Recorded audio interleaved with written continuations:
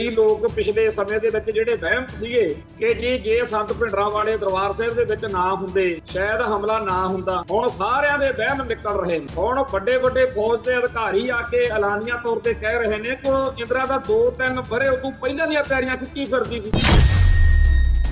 General Sharma की जी interview आ वो साफ तौर पर उही गल कहती है जी पहला सिन्हा ने कही सी। जनरल सिन्हा इहो जिहे बहुत सारे अधिकारी आ जिहड़े साफ तौर पर दस रहे ने, होर बहुत सारे सबूत ते प्रूफ ने जिहड़े दसदे ने कि अजे संत भिंडरांवाले जदों दरबार साहब आए भी नहीं सी, जदों अजे मेहता चौक बैठे सी, उदों तो इंदिरा तैयारियां करदी फिरदी सी कि इन्हां ने एमरजेंसी का विरोध किया, इन्हां ने पंजाबी सूबा मोर्चा लाया, ये साडी लाते ठंड नहीं लंघदे, ये आ नहीं करदे, ओ नहीं करदे। इस करके जिहड़े भुमक्कड़ ये समझदे आ बई जी जे किते संत भिंडरांवाले उत्थे ना हुंदे, असल विच तां ओह मौका भालदी फिरदी सी। सो ਜਿਹੜੇ ਭਰਾ ਇਹ ਸੋਚਦੇ ਨੇ ਕਿ ਜੇ ਆਪਾਂ ਪਾਕਿਸਤਾਨ ਨਾ ਜਾਇਆ ਕਰੀਏ, ਜੇ ਆਪਾਂ ਨਨਕਾਣਾ ਸਾਹਿਬ ਨਾ ਜਾਇਆ ਕਰੀਏ ਤਾਂ ਖਨੀ ਸ਼ਾਇਦ ਬਚਾਅ ਹੋ ਜੂ, ਇਹੋ ਜੀ ਕੋਈ ਗੱਲ। ਅਸਲ ਵਿੱਚ 1947 ਮੌਕੇ ਆਪਾਂ ਪਿੰਜਰੇ 'ਚ ਫਸ ਗਏ ਆ, ਪਰ ਸੰਤ ਭਿੰਡਰਾਂਵਾਲੇ ਕਹਿੰਦੇ ਹੁੰਦੇ ਸੀ ਇਹ ਨਾ ਪਿੱਟੋ ਵੀ ਫਸ ਗਏ। ਇਹ ਸੋਚੋ ਪਿੰਜਰੇ 'ਚੋਂ ਨਿਕਲਣਾ ਕਿਵੇਂ। एक चैनल के उत्ते एक इंदिरा गांधी आंगू मुन्ने जे वाला वाली बीबी बैठी है, ਉਹਦੇ ਮੂਹਰੇ एक चंगा भला सिख सरदार बैठा, इंटरव्यू चल रही है। ਉਹ ਕਹਿੰਦੀ मैं किताब लिखी, ਉਹ ਕਹਿੰਦੀ है बीबी ਬਈ जी ਜਿਹੜਾ ਦਰਬਾਰ ਸਾਹਿਬ ਆ ਉੱਥੇ ਘੜੇ 'ਚ ਪਰਚੀਆਂ ਨਿਕਲਦੀਆਂ ਸੀ ਸੰਤ ਭਿੰਡਰਾਂਵਾਲਿਆਂ ਦੇ ਵੇਲੇ। ਅਗਲੀ ਹੋਰ ਭਕਾਈ ਮਾਰਦੀ ਆ, ਕਹਿੰਦੀ 35,000 ਇਹਨਾਂ ਨੇ ਹਿੰਦੂ ਮਾਰ ਸੁੱਟਿਆ। ਸਭ ਤੋਂ ਜਿਹੜੀ ਸਿਰੇ ਦੀ ਗੰਦੀ ਕਰਤੂਤ ਉਸ ਜਨਾਨੀ ਨੇ ਕੀਤੀ ਆ, ਕਹਿੰਦੀ 500 1978 ਤੋਂ ਸੰਘਰਸ਼ ਵਿੱਚ 500 ਕਹਿੰਦੀ ਮੰਦਰ 300 ਕਹਿੰਦੀ ਮੰਦਰ ਇਹਨਾਂ ਨੇ ਬਰਬਾਦ ਕਰਤੇ, ਖਤਮ ਕਰ। ਮਤਲਬ ਕਿ ਉਹ ਸ਼ਰੇਆਮ ਲਗਾਤਾਰ ਝੂਠ ਬੋਲ ਰਹੀ ਹੈ। 35,000 ਤਾਂ ਕੀ 3500 ਤਾਂ ਕੀ, ਉਹ 35 ਹਿੰਦੂਆਂ ਦੇ ਵੀ ਨਾਂ ਨਹੀਂ ਗਣਾਉਣ ਜੋਗੀ। ਸ਼ੇਰਾਂ ਵਰਗੀ ਸਿੱਖ ਕੌਮ ਬ੍ਰਾਹਮਣਵਾਦ ਦੇ ਗੁਲਾਮੀ ਦੇ ਪਿੰਜਰੇ 'ਚ ਪਈ ਹੋਈ ਆ, ਤੇ ਇਉਂ ਹੁਣ ਅਗਲੇ ਪੁੱਠੀਆਂ ਸਿੱਧੀਆਂ ਗੱਲਾਂ ਕਰ ਕਰਕੇ ਸਿੱਖਾਂ ਨੂੰ ਚੜਾਉਂਦੇ ਆ। ਟੀਵੀ 84 ਉੱਤੇ ਪ੍ਰੋਗਰਾਮ ਖਬਰ ਦੀ ਖਬਰ ਦੇਖ ਰਹੇ ਸਾਰੇ ਦਰਸ਼ਕਾਂ ਨੂੰ ਮੈਂ ਸਰਬਜੀਤ ਸਿੰਘ ਘੁਮਾਣ ਫਤਿਹ ਅਰਜ਼ ਕਰਦਾ ਹਾਂ। ਵਾਹਿਗੁਰੂ ਜੀ ਕਾ ਖਾਲਸਾ, ਵਾਹਿਗੁਰੂ ਜੀ ਕੀ ਫਤਿਹ।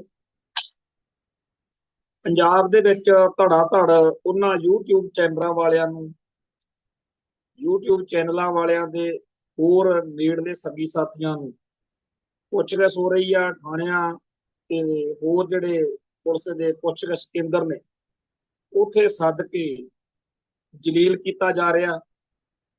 ਅੰਦਰ ਭਾਵੇਂ ਕੋਈ ਗੱਲ ਹੋਵੇ ਨਾ ਹੋਵੇ, ਪਰ ਮੀਡੀਆ ਦੇ ਰਾਹੀਂ ਇਉਂ ਜਚਾਇਆ ਜਾ ਰਿਹਾ ਵੀ ਜਿਹੜੇ ਜਿਹੜੇ ਬੰਦੇ ਪਿਛਲੇ ਦਿਨਾਂ ਦੇ ਵਿੱਚ ਪਾਕਿਸਤਾਨ ਜਾਂਦੇ ਰਹੇ ਨੇ, ਚਾਹੇ ਉਹ ਸੱਭਿਆਚਾਰਕ ਸਾਂਝ ਦੇ ਸੁਨੇਹੇ ਲੈ ਕੇ ਜਾਂਦੇ ਰਹੇ ਆ, ਚਾਹੇ ਉਹ ਨਨਕਾਣਾ ਸਾਹਿਬ ਜਾਂ ਕਰਤਾਰਪੁਰ ਸਾਹਿਬ ਜਾਂ ਹੋਰ ਗੁਰਧਾਮਾਂ ਦੇ ਦਰਸ਼ਨ ਦਿਦਾਰੇ ਕਰਨ ਗਏ ਆ, ਇਹਨਾਂ ਸਾਰਿਆਂ ਨੂੰ ਇੱਕ ਖਤਰਨਾਕ ਖਲਨਾਇਕ ਦੇ ਰੂਪ ਦੇ ਵਿੱਚ ਦਰਸਾਇਆ ਜਾ ਰਿਹਾ। ਲਗਾਤਾਰ ਇਹੋ ਜਿਹੀਆਂ ਖਬਰਾਂ ਜਦੋਂ ਆਉਂਦੀਆਂ ਨੇ ਤੇ ਉਹਦੇ ਵਿੱਚ ਬਾਰ-ਬਾਰ ਜ਼ਿਕਰ ਆਉਂਦਾ ਵੀ ਕੋਈ ਨਾਸਰ ਢਿੱਲੋਂ ਹੈ, ਕਹਿੰਦੇ ਜੀ ਉਹ ਉੱਥੇ ਪੁਲਿਸ 'ਚ ਹੁੰਦਾ ਸੀ, ਪਾਕਿਸਤਾਨ ਪੁਲਿਸ 'ਚ, ਵੀ ਉਹੀ ਇਹਨਾਂ ਸਾਰਿਆਂ ਨੂੰ ਹੈਂਡਲ ਕਰਦਾ। ਹੁਣ ਇਹਨਾਂ ਸਾਰੇ ਜਿਹੜੇ ਫੜੇ ਹੋਏ ਨੌਜਵਾਨਾਂ ਜਾਂ ਜਿਨ੍ਹਾਂ ਨੂੰ ਪੁੱਛਗਿੱਛ ਲਈ ਸੱਦਿਆ ਜਾ ਰਿਹਾ ਕੇਰਲਾ ਵਾਲਿਆਂ ਨੂੰ, ਇਹਨਾਂ ਦੇ ਹਿਸਾਬ ਕਿਤਾਬ ਨਾਲ ਦੇਖਿਆ ਜਾਵੇ ਤਾਂ ਕੋਈ ਐਡੀ ਤਾਂ ਗੱਲ ਹੈ ਨਹੀਂ ਜਿਹੜੀ ਇਹਨਾਂ ਨੇ ਕੋਈ ਉੱਥੇ ਦੱਸਦੀ ਹੋਵੇ ਪਾਕਿਸਤਾਨ ਦੇ ਵਿੱਚ। ਅੱਜ ਦੇ ਸਮੇਂ ਦੇ ਵਿੱਚ ਪਹਿਲਾਂ ਵਾਂਗੂ ਤਾਂ ਜਸੂਸੀ ਦੀ ਲੋੜ ਨਹੀਂ ਪੈਂਦੀ। ਅੱਜ ਦੇ ਦੌਰ ਵਿੱਚ ਤਾਂ ਜਿਹੋ ਜਿਹੀ ਸਾਇੰਸ ਨੇ ਤਰੱਕੀ ਕਰ ਲਈ ਆ, ਆ ਜੰਗ ਦਾ ਹੀ ਲਾ ਲਓ, ਆਪੋ ਆਪਣੇ ਮੁਲਕਾਂ 'ਚ ਆਪੋ ਆਪਣੇ ਥਾਂ ਤੋਂ ਬਹਿ ਕੇ ਡਰੋਨ ਤੇ ਮਿਜ਼ਾਈਲਾਂ ਛੱਡੀ ਗਏ ਆ। ਤੇ ਇਸ ਜੰਗ ਦੇ ਵਿੱਚ ਜਿਹੜਾ ਹੁਣ ਲੋਕ ਜਿਸ ਤਰੀਕੇ ਦਾ ਵਿਸ਼ਲੇਸ਼ਣ ਕਰ ਰਹੇ ਨੇ ਕਿ ਭਾਰਤ ਦਾ ਪੱਖ ਜਿਹੜਾ ਹੈਗਾ ਉਹ ਪਤਾ ਨਹੀਂ ਕਿੰਨਾ ਕੁ ਵਧਿਆ ਜਾਂ ਘਟਿਆ, ਪਰ ਪਾਕਿਸਤਾਨ ਅਤੇ ਚਾਈਨਾ ਦੇ ਗੱਠਜੋੜ ਨੇ ਇਸ ਜੰਗ ਦੌਰਾਨ ਆਪਦੀ ਠੁੱਕ ਪੂਰੀ ਬਣਾ ਲਈ। ਉਹਨਾਂ ਦਾ ਕੱਦ ਜਾਂ ਉਹਨਾਂ ਦਾ ਜਿਹੜਾ ਰੁਤਬਾ ਉਹ ਭਾਰਤ ਦੇ ਮੁਕਾਬਲੇ ਕਹਿੰਦੇ ਵਧੀ ਹੈ। ਤੇ ਦੂਜੇ ਪਾਸੇ ਹੁਣ ਜਿਹੜੇ ਭਾਰਤ ਦੀ ਫੌਜ ਦੇ ਨਾਲ ਸੰਬੰਧਿਤ ਅਫਸਰ ਅਧਿਕਾਰੀ ਨੇ ਉਹ ਵੀ ਆਪੋ ਆਪਣੇ ਤਰੀਕੇ ਨਾਲ ਇਸ ਜੰਗੀ ਮਾਹੌਲ ਦੇ ਖਿਲਾਫ ਬੋਲ ਰਹੇ ਨੇ। ਕੋਈ ਕਹਿ ਰਿਹਾ ਹੈਗਾ ਕਿ ਜੀ ਜਹਾਜ਼ ਤਾਂ ਡਿਗੇ ਨੇ। ਦੂਜਾ ਕਹਿ ਦਿੰਦਾ ਹੈਗਾ ਵੀ ਸਾਡੇ ਕੋਲੇ ਤਾਂ ਜੰਗੀ ਸਾਜੋ ਸਮਾਨ ਹੀ ਨਹੀਂ ਪੂਰਾ ਹੁੰਦਾ। ਇਹ ਜਿਹੜੇ ਵੱਡੇ ਅਧਿਕਾਰੀ ਹੁਣ ਇਸ ਤਰ੍ਹਾਂ ਬੋਲ ਰਹੇ ਨੇ, ਜਾਂ ਜਿਹੜਾ ਪੂਰਾ ਮਾਹੌਲ ਬਣਿਆ ਹੋਇਆ, ਇਹਦੇ ਵਿੱਚ ਇੰਡੀਅਨ ਸਟੇਟ ਸਿਸਟਮ ਪੂਰੀ ਤਰ੍ਹਾਂ ਕਸੂਤਾ ਫਸਿਆ ਹੋਇਆ। ਜਿਹੜੇ ਮੋਦੀ ਤੰਤਰ ਨੂੰ ਤੇ ਮੋਦੀ ਮੀਡੀਏ ਨੂੰ ਲੱਗਦਾ ਰਿਹਾ ਕਿ ਬਸ ਅਸੀਂ ਇਹਦੇ ਬਹਾਨੇ ਹੀ ਮੋਦੀ ਨੂੰ ਅਗਲੀ ਇਲੈਕਸ਼ਨ ਜਿਤਾ ਦੇਣੀ ਆ, ਉਹ ਬਿਹਾਰ ਵਾਲੀ ਜਾਂ ਹੋਰ ਇਲੈਕਸ਼ਨਾਂ ਲੁਕਸ਼ਨਾਂ ਦਾ ਖਾਧੀ ਕੜੀ ਸਾਰੀ ਜਿਹੜੀ ਹੁਣ ਤੱਕ ਇਹਨਾਂ ਨੇ ਠੁੱਕ ਜੀ ਬਣਾਈ ਹੋਈ ਸੀ, ਇਸ ਵੇਲੇ ਵਿਰੋਧੀ ਦਲ ਆ ਜਿਹੜੇ ਉਹ ਘੇਰੀ ਫਿਰਦੇ। ਇਹ ਸਾਰੇ ਕਾਸੇ ਦੇ ਵਿੱਚ ਮੋਦੀ ਤੰਤਰ ਤੇ ਗੋਦੀ ਮੀਡੀਆ ਨੂੰ ਲੱਗਦਾ ਕਿ ਪੰਜਾਬ ਵਾਲਿਆਂ ਨੇ, ਖਾਸ ਤੌਰ ਤੇ ਸਿੱਖਾਂ ਨੇ, ਸਾਡਾ ਜਲੂਸ ਕੱਢਿਆ। ਇਹਨਾਂ ਨੇ ਉਹਨਾਂ ਦਿਨਾਂ ਦੇ ਵਿੱਚ ਕਿਹਾ ਕਿ ਜੇ ਇੱਥੇ ਨਾ ਜੰਗ ਲੜੋ, ਇਹਨਾਂ ਨੇ ਸਾਡਾ ਸਾਥ ਨਹੀਂ ਦਿੱਤਾ। ਉਹ ਇਸ ਗੱਲ ਨਾਲ ਇੱਕ ਸਜ਼ਾ ਦਿੱਤੀ ਜਾ ਰਹੀ ਆ ਪੰਜਾਬ ਦੇ ਲੋਕਾਂ ਨੂੰ। ਨਾਲ ਉਹ ਚਾਹੁੰਦੇ ਆ ਕਿ ਪਾਕਿਸਤਾਨ ਦੇ ਜਾਂ ਮੁਸਲਮਾਨਾਂ ਦੇ ਖਿਲਾਫ ਬੋਲਦੇ ਨਹੀਂ ਪੰਜਾਬ ਵਾਲੇ, ਤੇ ਉਹਨਾਂ ਨੂੰ ਸਾਡੇ ਨਾਲ ਰਲ ਕੇ ਭੰਡਣ, ਨਿੰਦਣ, ਮਾਹੌਲ ਬਣਾਉਣ। ਸੋ ਹਰ ਗੱਲ ਦਾ ਇੱਕ ਮਕਸਦ, ਇੱਕ ਮੰਤਵ ਹੁੰਦਾ। ਆ ਜਿਹੜਾ ਕੁਝ ਚੱਲ ਰਿਹਾ, ਜਿਹੜੇ ਲੋਕ YouTube ਚੈਨਲਾਂ ਵਾਲਿਆਂ ਦੇ ਮਗਰ ਲੱਗ ਕੇ ਕਈ ਐਵੇਂ ਭਕਾਈ ਮਾਰੀ ਜਾਂਦੇ ਆ, ਬਾਅਦ ਵਿੱਚ ਪੁਲਿਸ ਖੁਦ ਕਹਿੰਦੀ ਆ ਕਿ ਇਹ ਝੂਠ ਆ। ਜਿਹੜਾ ਮੁੰਡਾ ਰੋਪੜ ਵੱਲੋਂ ਫੜਿਆ, ਉਹਦਾ ਵਕੀਲ ਕਹਿ ਰਿਹਾ ਵੀ ਉੱਥੇ ਤਾਂ ਨਾਸਰ ਢਿੱਲੋਂ ਸ਼ਬਦ ਹੀ ਨਹੀਂ ਆਇਆ ਸਾਰੀ ਅਦਾਲਤੀ ਪ੍ਰਕਿਰਿਆ 'ਚ। ਤੇ ਮੀਡੀਆ ਵਾਲੇ ਕਹਿੰਦੇ ਆ ਜੀ ਬਸ ਉੱਥੇ ਤਾਂ ਫੱਟੇ ਚੱਕੇ ਪਏ ਨੇ ਨਾਸਰ ਢਿੱਲੋਂ ਦੇ, ਜਿਹੜਾ ਲਾਹੌਰ ਵਾਲਾ। ਕੁੱਲ ਮਿਲਾ ਕੇ ਜਿਹੜਾ ਇਹਨਾਂ YouTube ਚੈਨਲਾਂ ਵਾਲਿਆਂ ਕਰਕੇ ਜਾਂ ਕੁਝ ਸੱਜਣਾ ਮਿੱਤਰਾਂ ਕਰਕੇ ਪਾਕਿਸਤਾਨ ਅਤੇ ਪੰਜਾਬ ਦੇ ਵਿੱਚ ਇੱਕ ਮਿੱਠਾ ਜਾਂ ਨਿੱਘਾ ਰਿਸ਼ਤਾ ਬਣਦਾ ਸੀ, ਜਾਂ ਸਿੱਖਾਂ ਦੇ ਮਨਾਂ 'ਚ ਆਉਂਦਾ ਸੀ ਵੀ ਨਨਕਾਣਾ ਸਾਹਿਬ ਜਾਂ ਕਰਤਾਰਪੁਰ ਸਾਹਿਬ ਜਾਣਾ, ਇਹ ਸਾਰੀਆਂ ਗੱਲਾਂ ਦੇ ਉਲਟ ਮਾਹੌਲ ਖੜਾ ਕੀਤਾ ਜਾ ਰਿਹਾ। ਜਾਣੀ ਕਿ ਜੇ ਇਸ ਸਾਰੇ ਰੰਡੀ ਰੋਣੇ ਨੂੰ ਜਿਹੜਾ ਭਾਰਤ ਦੇ ਮੀਡੀਆ ਨੇ ਪਾਇਆ ਹੋਇਆ, ਜੇ ਉਹਨੂੰ ਇੱਕ ਲਾਈਨ 'ਚ ਨਿਬੇੜਨਾ ਹੋਵੇ ਤਾਂ ਗੱਲ ਕੱਲੀ ਇੰਨੀ ਕਾ ਕਿ ਪੰਜਾਬ ਦੇ ਲੋਕੋ, ਤੁਸੀਂ ਕਿਵੇਂ ਸੋਚ ਲਿਆ ਵੀ ਅਸੀਂ ਪਾਕਿਸਤਾਨ ਜਾਂ ਮੁਸਲਮਾਨਾਂ ਨਾਲ ਥੋੜਾ ਜਿਹਾ ਕੂਲ ਜਾਂ ਨਿੱਘਾ ਜਾਂ ਮਿੱਠਾ ਜਿਹਾ ਰਿਸ਼ਤਾ ਰੱਖਣਾ? ਨਹੀਂ, ਸਾਨੂੰ ਤੁਹਾਡੇ ਪਰਵਾਹ ਨਹੀਂ, ਤੁਸੀਂ ਬਸ ਭਾਰਤ ਮਾਤਾ ਕੀ ਜੈ ਕਹਿ ਕੇ ਸਾਡੇ ਨਾਲ ਖੜੋ ਤੇ ਐਸੀ ਤੈਸੀ ਦਿਓ ਇੰਡੀਆ ਦੀ। ਹੁਣ ਜਿਹੜਾ ਪੰਜਾਬ ਸਭ ਤੋਂ ਵੱਧ ਵਾਰ ਵਿਡੋਜ਼ ਦਾ ਇੱਕ ਤਰੀਕੇ ਨਾਲ ਮੈਡਲ ਜਿੱਤੀ ਫਿਰਦਾ, ਕਿਉਂਕਿ ਪੰਜਾਬ ਦੇ ਵਿੱਚ ਸਭ ਤੋਂ ਵੱਧ ਜੰਗੀ ਵਿਧਵਾਵਾਂ ਨੇ। ਪੰਜਾਬ ਨੇ ਅੱਜ ਤੱਕ ਕਦੇ ਗਦਾਰੀ ਨਹੀਂ ਕੀਤੀ, ਕਦੇ ਪਿੱਠ ਨਹੀਂ ਦਿਖਾਈ। ਬੇਸ਼ੱਕ ਇੰਡੀਆ ਨਾਲ ਜਿੰਨੇ ਮਰਜ਼ੀ ਰੋਸ ਨੇ, ਪਰ ਅੱਜ ਤੱਕ ਵੀ ਪੰਜਾਬ ਨੇ ਕਦੇ ਪਿੱਠ ਨਹੀਂ ਦਿਖਾਈ। ਹੁਣ ਉਹ ਚਾਹੁੰਦੇ ਆ ਕਿ ਪੰਜਾਬ ਨੂੰ ਅਸੀਂ ਗਦਾਰਾਂ ਦੀ ਲਿਸਟ 'ਚ ਸ਼ਾਮਲ ਕਰ ਦਈਏ ਵੀ ਦੇਖੋ ਜੀ ਇਹ ਤਾਂ ਬੜੇ ਇੰਡੀਆ ਦੇ ਉਲਟ ਚੱਲਦੇ ਨੇ, ਆ ਦੇਖੋ ਜੀ ਗਦਾਰ। ਲੱਭਦਾ ਲੁਭਦਾ ਕੁਛ ਨਹੀਂ। ਮੈਂ ਮੋਟੇ ਤੌਰ ਤੇ ਗੱਲ ਇਹ ਕਹਿ ਦੇਣੀ ਚਾਹੁੰਦਾ ਕਿ ਜਿਹੜੇ ਵੀ ਬੰਦਿਆਂ ਨੂੰ ਇਹ ਭਰਮ ਆ ਨਾ ਕਿ ਜਿਹੜੇ ਬੰਦੇ ਫੜੇ ਗਏ ਪਤਾ ਨਹੀਂ ਕੀ ਤੋਪ ਚੱਲ ਜਾਣੀਆਂ, ਇਹ ਸਾਰਿਆਂ ਨੇ ਬਰੀ ਹੋਣਾ। ਅੱਜ ਜਿਹੜੀਆਂ ਖਬਰਾਂ ਬੜੇ ਧੜੱਲੇ ਨਾਲ ਲਾਈਆਂ ਜਾ ਰਹੀਆਂ ਨੇ, ਇਹ ਖਬਰਾਂ ਉਦੋਂ ਕਿਤੇ ਨਹੀਂ ਲੱਭਣੀਆਂ ਜਦੋਂ ਇਹਨਾਂ ਨੇ ਬਰੀ ਹੋਣੀ। ਜਦੋਂ ਸ਼ਿੰਗਾਰ ਸਿਨੇਮਾ ਬੰਬ ਕਾਂਡ 'ਚ ਮੈਨੂੰ ਫੜਿਆ, ਉਦੋਂ ਫਰੰਟ ਪੇਜ ਦੀ ਖਬਰ ਸੀ, ਤੇ ਜਿੱਦਣ ਬਰੀ ਹੋਏ ਆ ਉਦੋਂ ਕੋਈ ਖਬਰ ਨਹੀਂ ਸੀ। ਸੋ ਸਿੱਖਾਂ ਦੇ ਉਲਟ ਜਾਂਦੀ, ਸਿੱਖਾਂ 'ਚ ਟਹਿਰ ਫਲਾਉਂਦੀ ਖਬਰ ਆ ਜਿਹੜੀ, ਉਹ ਬੜੀ ਚਮਕਾ ਕੇ ਲਾਈ ਜਾਂਦੀ। ਸੋ ਕਿਸੇ ਵੀ ਸਿੱਖ ਨੂੰ ਇਸ ਜਿਹੜਾ ਇਹ ਕੰਜਰਖਾਨਾ ਇੰਡੀਆ ਵੱਲੋਂ ਕੀਤਾ ਜਾ ਰਿਹਾ, ਤੋਂ ਡਰਨ ਡੁਰਨ ਦੀ ਲੋੜ ਨਹੀਂ। ਇਹਦਾ ਮੁਕਾਬਲਾ ਕਰੋ। ਭਾਦੋਂ ਪਿਛਲੀ ਪੀੜ੍ਹੀ ਨੇ ਟਾਡਾ ਪੋਟਾ ਵਰਗੇ ਜ਼ੁਲਮ ਝੱਲੇ ਆ। ਸਾਡੇ ਉੱਤੇ 1947 ਤੋਂ ਕਦੇ ਕੋਈ ਸੁੱਖ ਦਾ ਸਾਹ ਤਾਂ ਦੇਖਣ ਨੂੰ ਮਿਲਿਆ ਨਹੀਂ ਜਿੱਦਣ ਤਾਂ ਇਹ ਭਾਰਤ ਆਜ਼ਾਦ ਹੋਇਆ। ਸੋ ਆਪਣੇ ਆਪ ਨੂੰ ਮਜ਼ਬੂਤ ਕਰੋ। ਇਹ ਜਿਹੜੀਆਂ ਸੋਚਾਂ ਨੇ ਕਿ ਜੀ ਆਪਾਂ ਐ ਨਾ ਕਰੀਏ ਤਾਂ ਐ ਹੋ ਜੂ, ਇਹ ਛੱਡ ਦੋ, ਉਹਨਾਂ ਨੇ ਤੁਹਾਨੂੰ ਬਖਸ਼ਣਾ ਨਹੀਂ ਹੈਗਾ। ਹੁਣ ਕਈ ਲੋਕ ਪਿਛਲੇ ਸਮੇਂ ਦੇ ਵਿੱਚ ਜਿਹੜੇ ਵਹਿਮ ਸੀਗੇ ਕਿ ਜੇ ਸੰਤ ਭਿੰਡਰਾਂ ਵਾਲੇ ਦਰਬਾਰ ਸਾਹਿਬ ਦੇ ਵਿੱਚ ਨਾ ਹੁੰਦੇ, ਸ਼ਾਇਦ ਹਮਲਾ ਨਾ ਹੁੰਦਾ, ਹੁਣ ਸਾਰਿਆਂ ਦੇ ਵਹਿਮ ਨਿਕਲ ਰਹੇ ਨੇ।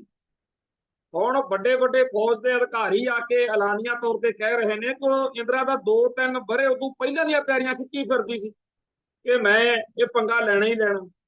ਆ ਇੱਕ ਉਸ ਵੇਲੇ ਦਾ DGMO ਜਿਹੜਾ ਜਨਰਲ VN ਸ਼ਰਮਾ ਹੈ, ਉਹਨੇ ਇੰਟਰਵਿਊ ਦਿੱਤੀ ਆ, ਉਹਦਾ ਖੁਲਾਸਾ ਆਇਆ ਕਿ ਭਾਰਤ ਦੀ ਫੌਜ ਵੀ ਨਹੀਂ ਸੀ ਚਾਹੁੰਦੀ ਕਿ ਦਰਬਾਰ ਸਾਹਿਬ ਤੇ ਹਮਲਾ ਕਰਿਆ ਜਾਵੇ, ਤੇ ਉਹ ਕਹਿੰਦਾ ਵੀ ਇਹ ਸਾਰਾ ਪੋਲੀਟੀਕਲ ਡਰਾਮਾ ਸੀ।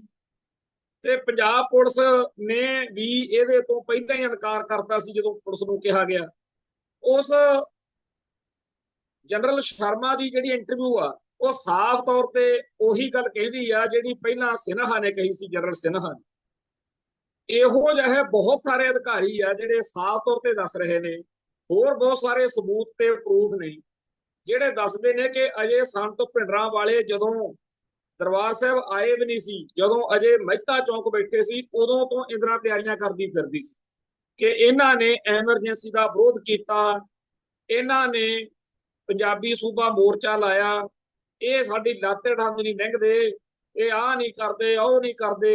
ਇਸ ਕਰਕੇ ਜਿਹੜੇ ਭਮੱਕੜ ਇਹ ਸਮਝਦੇ ਆ ਬਈ ਜੀ ਜੇ ਕਿਤੇ ਸੰਤ ਭਿੰਡਰਾਂ ਵਾਲੇ ਉੱਥੇ ਨਾ ਹੁੰਦੇ, ਅਸਲ ਵਿੱਚ ਤਾਂ ਉਹ ਮੌਕਾ ਭਾਲਦੀ ਫਿਰਦੀ ਸੀ, ਬਹਾਨਾ ਬਣਾਉਂਦੀ ਫਿਰਦੀ ਸੀ। ਜਾਣੀ ਕਿ ਜਿਵੇਂ ਭੇੜੀਏ ਤੇ ਲੇਲੇ ਵਾਲੀ ਕਹਾਣੀ ਆ ਨਾ, ਬਈ ਭੇੜੀਏ ਨੇ ਲੇਲਾ ਖਾਣਾ ਸੀ ਤਾਂ ਬਹਾਨਾ ਲੱਭ ਹੀ ਲਿਆ। ਸੋ ਉਵੇਂ ਇਹ ਬਹਾਨਾ ਜਿਹੜਾ ਹੈ ਉਹ ਇੰਦਰਾ ਬਾਹਮਣੀ ਨੇ ਲੱਭ ਲਿਆ ਤੇ ਦਰਬਾਰ ਸਾਹਿਬ ਤੇ ਹਮਲਾ ਜਿਹੜਾ ਹੈਗਾ ਉਹ ਕੀਤਾ। ਸੋ ਜਿਹੜੇ ਭਰਾ ਇਹ ਸੋਚਦੇ ਨੇ ਕਿ ਜੇ ਆਪਾਂ ਪਾਕਿਸਤਾਨ ਨਾ ਜਾਇਆ ਕਰੀਏ, ਜੇ ਆਪਾਂ ਨਨਕਾਣਾ ਸਾਹਿਬ ਨਾ ਜਾਇਆ ਕਰੀਏ ਤਾਂ ਖਨੀ ਸ਼ਾਇਦ ਬਚਾਅ ਹੋ ਜੂ, ਇਹੋ ਜਿਹੀ ਕੋਈ ਗੱਲ ਨਹੀਂ। ਅਸਲ ਵਿੱਚ 1947 ਮੌਕੇ ਆਪਾਂ ਪਿੰਜਰੇ 'ਚ ਫਸ ਗਏ ਆ, ਪਰ ਸੰਤ ਭਿੰਡਰਾਂ ਵਾਲੇ ਕਹਿੰਦੇ ਹੁੰਦੇ ਸੀ ਇਹ ਨਾ ਪਿੱਟੋ ਵੀ ਫਸ ਗਏ, ਇਹ ਸੋਚੋ ਪਿੰਜਰੇ 'ਚੋਂ ਨਿਕਲਣਾ ਕਿਵੇਂ। ਆ ਇੱਕ ਵੀਡੀਓ ਘੁੰਮਦੀ ਫਿਰਦੀ ਆ, ਉਹਦੇ 'ਚ ਇੱਕ ਸ਼ੇਰ ਨੂੰ ਇੱਕ ਲੱਲੂ ਜਿਹਾ ਬੰਦਾ ਪਿੰਜਰੇ 'ਚ ਬੈਠੇ ਨੂੰ ਇੰਨਾ ਤੰਗ ਕਰ ਰਿਹਾ। ਜਿਹੜਾ ਵੀ ਬੰਦਾ ਸੋਸ਼ਲ ਮੀਡੀਆ ਤੇ ਉਹ ਵੀਡੀਓ ਦੇਖਦਾ, ਉਹਦੇ ਦਿਮਾਗ 'ਚ ਇੱਕੋ ਗੱਲ ਆਉਂਦੀ ਆ ਵੀ ਸ਼ੇਰਾਂ ਵਰਗੀ ਸਿੱਖ ਕੌਮ ਬ੍ਰਾਹਮਣਵਾਦ ਦੇ ਗੁਲਾਮੀ ਦੇ ਪਿੰਜਰੇ 'ਚ ਪਈ ਹੋਈ ਆ, ਤੇ ਇਉਂ ਹੁਣ ਅਗਲੇ ਪੁੱਠੀਆਂ ਸਿੱਧੀਆਂ ਗੱਲਾਂ ਕਰ ਕਰਕੇ ਸਿੱਖਾਂ ਨੂੰ ਚੜਾਉਂਦੇ ਆ।